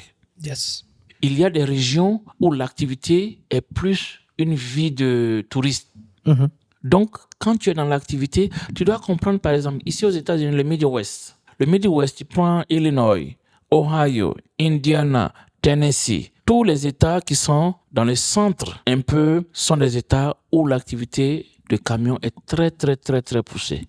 Parce qu'on a beaucoup, beaucoup d'entreprises là-bas qui produisent pour les autres États. Ce qu'il faut comprendre aux États-Unis, le pays est tellement organisé qu'il y a un État qui produit le moteur du camion, il y a un autre État qui produit la portière et il y a un autre État qui produit le châssis.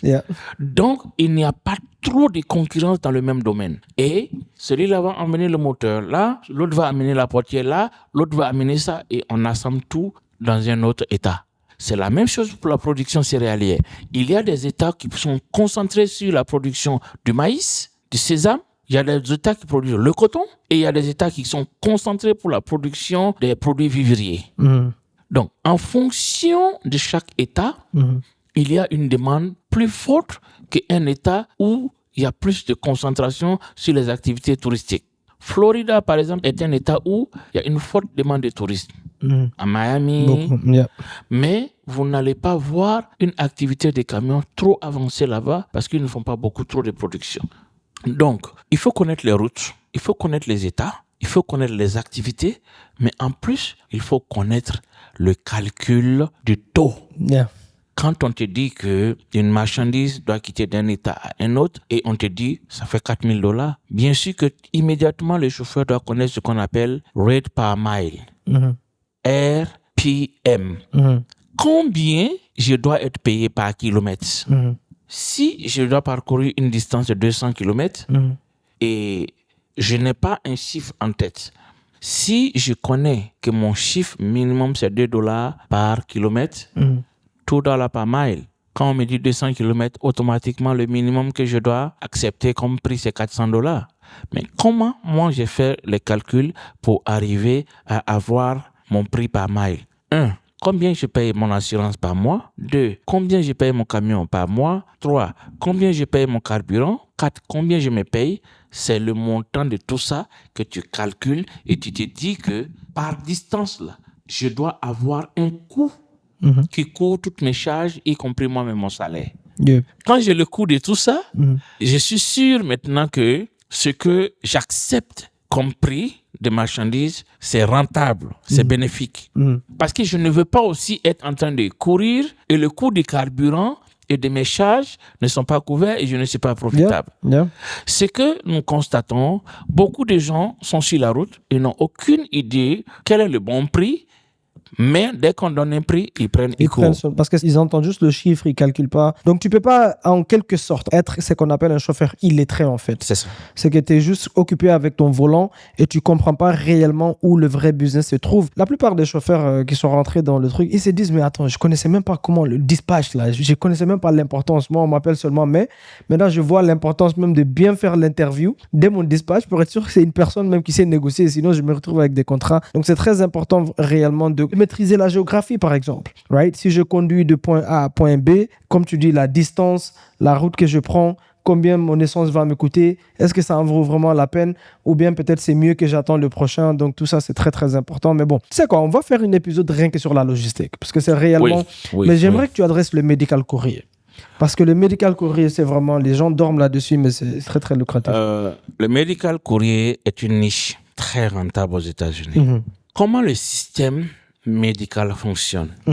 Toute personne qui a fait l'hôpital, toute personne qui est suivie, a une assurance médicale qui couvre ses médicaments et son traitement.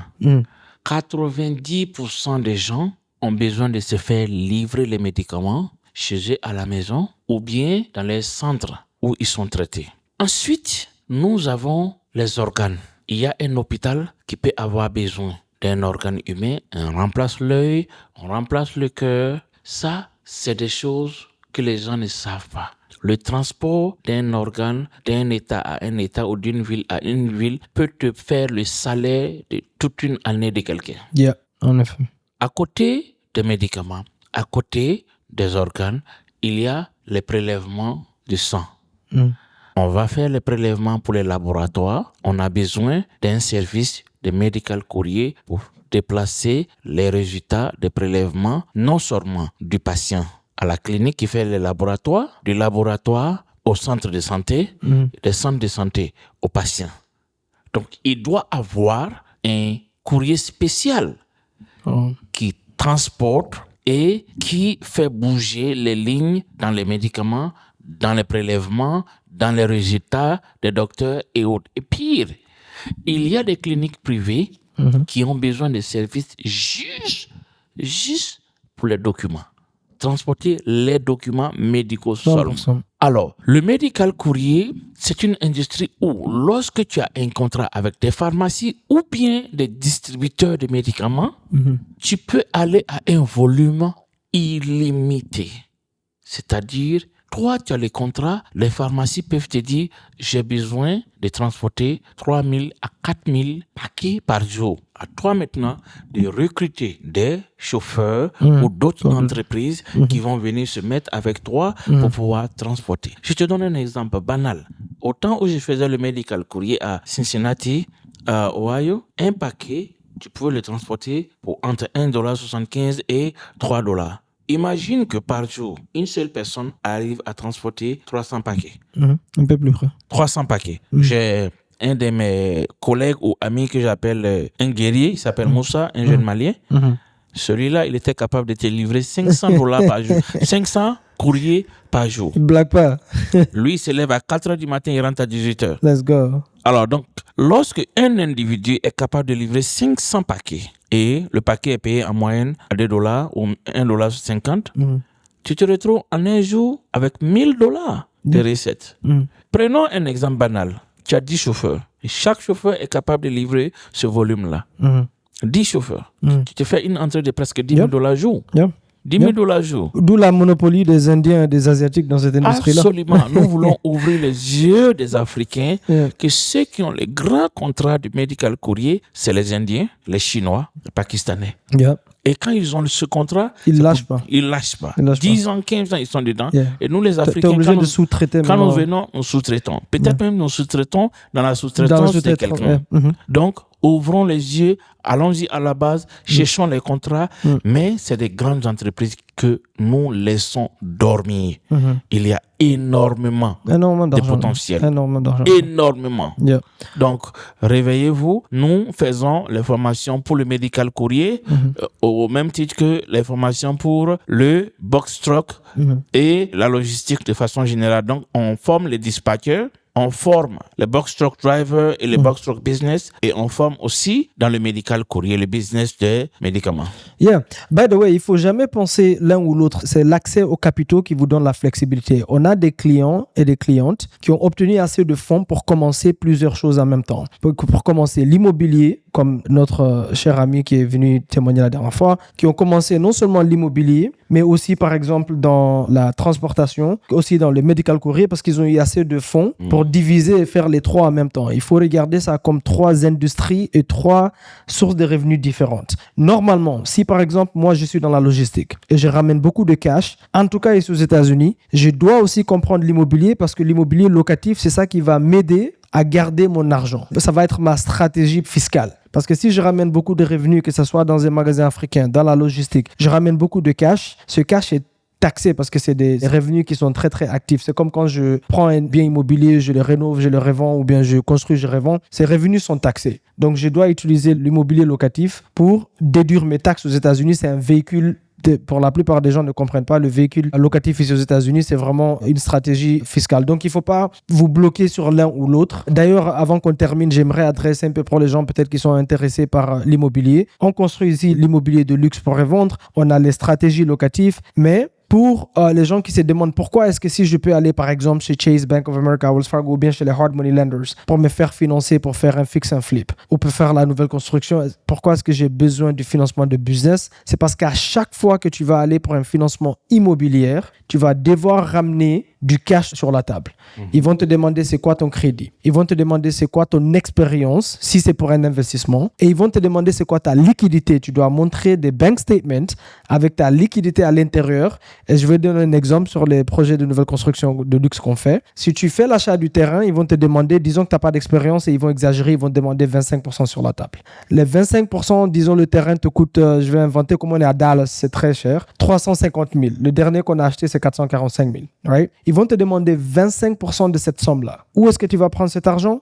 C'est là que les financements de business rentrent en jeu. Donc, tu peux sécuriser les financements de business, tu liquides le cash, tu le mets dans ton compte de ta compagnie de construction et maintenant, tu as accès à la liquidité à montrer aux hard money lenders pour dire, voici, j'ai mes 25%, ils vont te financer 75% de l'achat et derrière, ils vont te donner 100% de la construction, mais attention, ils vont dire, OK, la fondation va te coûter, on a dépensé quoi, $17 000 sur la fondation, couper les arbres et tout ça et démolir la maison lapidée qui était sur le terrain. Ils vont dire, toi, va dépenser d'abord tes $17 000 la première fois Et comme le financement de la construction, ils te le donnent comme une ligne de crédit en draws. Une fois qu'ils envoient un inspecteur ou bien tu mets sur leur... certains hard money lenders, ils ont une application interne où tu dois télécharger la preuve comme quoi ça a été fait. Maintenant, ils te remboursent. D'où tu dois être liquide quand tu veux faire la nouvelle construction. Parce que tu as besoin du cash à ramener sur la table, montrer que tu as aussi le cash pour payer les mensuels et montrer aussi que tu as le cash pour payer au moins la fondation et l'architecte et tout ça avant qu'ils commencent à te rembourser. La même chose quand tu fais les fix and flip. Les fix and flip, c'est quand tu prends les maisons qui sont existantes déjà, mais lapidées. C'est comme ça on dit en français, hein? Yeah. Complètement lapidées, et tu les rénoves pour revendre. C'est exactement la même structure. Donc si tu te demandes pourquoi s'il y a les hard money lenders, malgré qu'ils vont me financer, pourquoi est-ce que j'ai besoin de financement de business, c'est pour ça. Et pour les homeowners aussi, les gens qui veulent acheter avec FHA, conventional VA, tu veux faire du house hacking. En tout cas, nous, on prêche beaucoup les multifamily. Au lieu d'acheter un single family, achète 2 étages, 3 étages, jusqu'à 4. Aux États-Unis, c'est considéré comme résidence principale. Vivre sur un, faire louer les autres. By the way, il y a un couple militaire qui m'a appelé. Enfin, ils sont juste partis regarder nos vidéos sur YouTube. Et elle et son mari sont déjà qualifiés pour, je crois, c'est 3 unités ou bien 4 unités via le VA loan. Wonderful. Yeah. Rien que sur la chaîne YouTube. Ils sont, OK, maintenant, on veut rejoindre l'académie parce que si rien que la chaîne YouTube nous a aidés. Mais tu peux vivre sur un, faire louer les autres et maintenant, tu as des revenus qui rentrent. Mais tu vis sur un aussi, tu vis presque gratuit. Mais ils te donnent les mêmes financements FHA, VA, conventional pour acheter la même chose, d'accord? Mais même là, en tout cas, VA, tu dois rien ramener. Mais conventional et FHA, tu ramènes 3,5% ou 5%. Beaucoup de gens aux États-Unis qui sont financièrement avisés utilisent les financements de business, liquident les cartes et utilisent ces liquides pour montrer leur down payment. Mais il y a une stratégie et une manière d'approcher ça. Mais tu peux utiliser cela si tu n'as pas ton propre cash. Anyway, est-ce qu'il y a quelque chose dans la... Ouh, j'aimerais qu'on adresse ceci. Les choses qu'on ne vend pas et les choses dont on ne parle pas. Parce qu'il y a beaucoup de gens, bien sûr, qui volent notre image sur TikTok. Je ne sais pas à quoi d'autre. Aujourd'hui, je pense qu'il y a 5 comptes qu'on m'a envoyé, 5 faux comptes. Donc, j'aimerais vraiment qu'on soit clair ici aux gens, les choses qu'on ne vend pas et les choses dont on ne parle pas.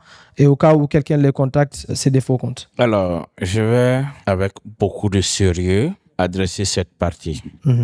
Mamadou et moi, nous sommes des jeunes Africains qui apportons de l'éducation, de la formation. Nous ne parlons jamais de crypto-monnaie. Yep. Tout compte que vous voyez avec Mamadou, surtout lui qui est plus populaire sur les réseaux, qui vous dit « je fais de la crypto, envoyez-moi de l'argent, je vais multiplier pour vous, signaler, c'est un faux compte. Ne tombez pas dans ce piège. » Direct. On ne parle pas de crypto, pas pour le moment.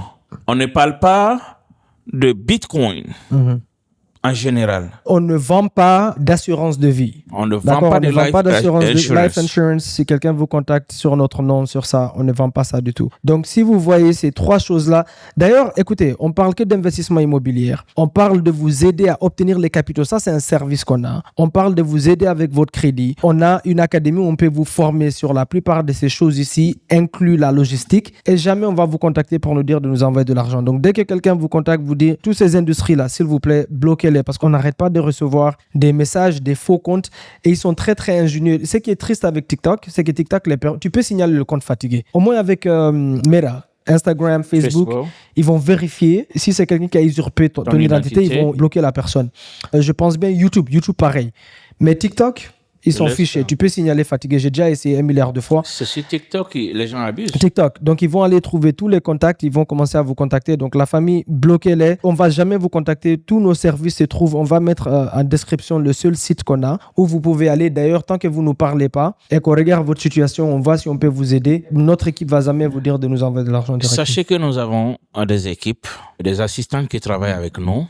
Si la personne échange directement avec vous, sans vous mettre en contact avec nos assistants, automatiquement c'est du faux. C'est un red flag. Bloquez-le direct. Okay. Vous allez avoir, si vous rentrez dans nos inbox, on va toujours comprendre ce que vous voulez et vous orienter vers les assistantes. Tant que ce n'est pas fait et que quelqu'un vous demande de faire un paiement par Zelle, par Cash App, par virement, c'est du faux. Ne vous laissez pas prendre par ces faux comptes-là. Malheureusement, pour ceux qui font ces faux comptes-là, vous êtes tellement intelligent. C'est vrai en plus. Like, Nous voulons tu peux même le vous- mettre, même énergie dans du légal. cette même énergie-là. Si vous la convertissez ça en positif, vous allez avoir plus que ce que vous faites dans la criminalité. Parce qu'un jour ou l'autre, nous on dénonce, hein, on Yeah. est aux États-Unis. La FBI va vous traquer. Yeah, yeah. Et la famille aussi, soutenez-nous s'il vous plaît. Vous consommez l'information. On remarque qu'il y a beaucoup de gens qui regardent carrément tous les 1 heure, les 2 heures, les 3 heures du temps, mais vous vous abonnez pas. Vous aimez pas les vidéos, vous laissez pas de commentaires. Ça aide l'algorithme, ça aide d'autres personnes à nous trouver. Donc, s'il vous plaît, supportez la chaîne. C'est absolument gratuit. On vous donne ces informations gratuitement.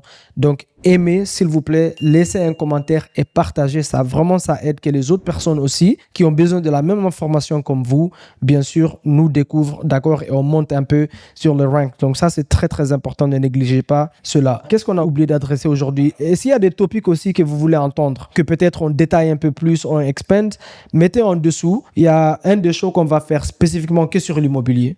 Très, très important. Sur l'immobilier. Et on va faire un que sur la logistique. On va refaire un autre avant les prochaines tax returns. Oui, on va d'abord former les gens sur la on n'a pas préparation parlé des de ça. taxes. Yeah. Alors, nous constatons que les documents fiscaux, les taxes, sont une clé pour lever énormément d'argent. Très. Dans les séquences de financement, on s'est arrêté. Yeah. Sinon, normalement, après les 2 premières séquences, lorsque on a les bank statements, après ça, on veut rentrer pour lever les millions. Ça, c'est le SPA loan. Yeah. Mais lorsque on veut lever le Small Business Administration Loan, on a besoin de tax return return. bien faites. Yeah. On a besoin de P&L, Profit and Loss Statement. On a besoin de tous les documents comptables et financiers en ordre. En ce moment, l'entreprise a déjà assez d'argent levé et nous conseillons aux entreprises de gérer une comptabilité rigoureuse, HR, accounting services, de façon professionnelle. Une comptabilité professionnelle pour vous permettre de lever les gros fonds. Donc, 0 document, peu de documents, plus de documents. Et le plus de documents, c'est les documents fiscaux des taxes, c'est les documents de la comptabilité, c'est les documents des impôts. Donc, tout ça, nous voulons, Mamadou et moi, nous sommes seuls. Et nous ne voulons pas avoir la prétention d'être à mesure de servir tout le monde. On veut former des gens qui vont faire la préparation des taxes de façon professionnelle et qui vont travailler avec notre équipe de sorte que tout le monde soit servi. Et en même temps, ils seront des small business, ils seront des entreprises, ils vont générer de l'argent. Transformer ça en business. En effet. Chacun dans son environnement peut commencer le business de préparation des taxes et se générer énormément d'argent. Yeah. Venez, on va vous former. On va commencer cette formation très bientôt. Le credit repair. Le crédit, c'est la fondation, la base de tout. Toute personne qui veut commencer un business de credit repair, nous avons commencé cette formation. Contactez-nous, nous allons vous former et vous allez générer beaucoup d'argent autour de vous et en même temps, aidez-vous, votre famille, vos proches et la communauté. Il y a de la place pour tout le monde. Il y a assez pour tout le monde, la famille. Et je sais même pas, il y a combien de... Rien que les États-Unis, la population. Plus Il y de en a 400 vraiment, millions. il y en a vraiment assez pour tout le monde. Mais on en a vraiment marre de voir des tax returns mal faits, les profils de crédit mal structurés. Donc, on va former des gens qui le font proprement. D'accord? Comme ça, si on a une douzaine de personnes dans tous les États qui le font proprement, ça nous fait maintenant une communauté qui peut aller vraiment accomplir des choses qui sont très, très merveilleuses. Donc, la famille, si ça vous intéresse aussi, on a l'académie pour toutes ces choses-là. On est vraiment un one-stop shop. Il n'y a pas une stratégie immobilière qu'on n'a pas encore fait ici. Et tout ce qui est crédit, structure de LLC, financement, la logistique, achat de business, tout ça, on peut vous aider. La seule chose que venez pas chez nous, si vous voulez de la magie. 2, si vous voulez parler de crypto-monnaie et de bitcoin, on ne fait pas de tout ça, s'il vous plaît. Bloquez tous ces comptes. On fait que nous envoyer ça. Donc, je ne sais pas s'il y a un dernier mot qu'on peut le laisser avec. Oui, je m'enverrai de ne pas adresser ça et de ne pas vraiment tirer sur ça. Mamadou. Nous sommes le 5 avril 2026. Yes.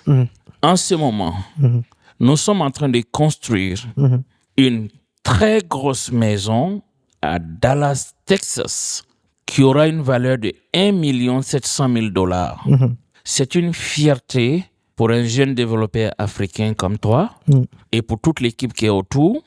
Comment arrive-t-on avec le business funding que M. Sommet vous a aidé à obtenir à aller d'une construction d'un terrain nu à une villa qui sort en 6 mois, 7 mois, dont la valeur est 1 million, 2 millions, et quelle est la marge bénéficiaire? Pourquoi je dois plus penser à une nouvelle construction que d'aller faire une ancienne maison réhabilitée et vendue qui va me prendre à peu près le même temps? Yeah. Pourquoi moi, je suis tombé amoureux de nouvelles maisons? Bon, la raison, elle est très, très simple. C'est que si tu fais ce qu'on appelle les fix and flip, ta marge de profit, en règle générale, dans tous les 50 États, tu es entre 10 à 12% net de profit. Donc, à part si tu es une personne qui fait du volume, quand je dis 10 à 12%, si le prix de revente il est à 300 000 $, je cherche à faire 10 à 12% net des 300 000 $, après tous mes frais. Là, c'est dans le fix and flip. Donc, ça veut dire que si c'est une maison de 300 000, je suis à quoi? Environ 30 000 comme ça. Mais ça peut quand même te prendre 4 mois, 6 mois, 7 mois, 9 mois, dépendant à quel niveau elle est lapidée. Okay? La nouvelle construction, la marge de profit, elle est à 25% minimum, net, du prix de revente. Ça, c'est la première des choses. Deuxième des choses, la manière dont l'économie va, la plupart des gens, surtout ce qu'on appelle les nouveaux riches, préfèrent une nouvelle construction qu'un fix and flip. Il y a beaucoup plus de demandes, spécialement ici à Texas. Okay?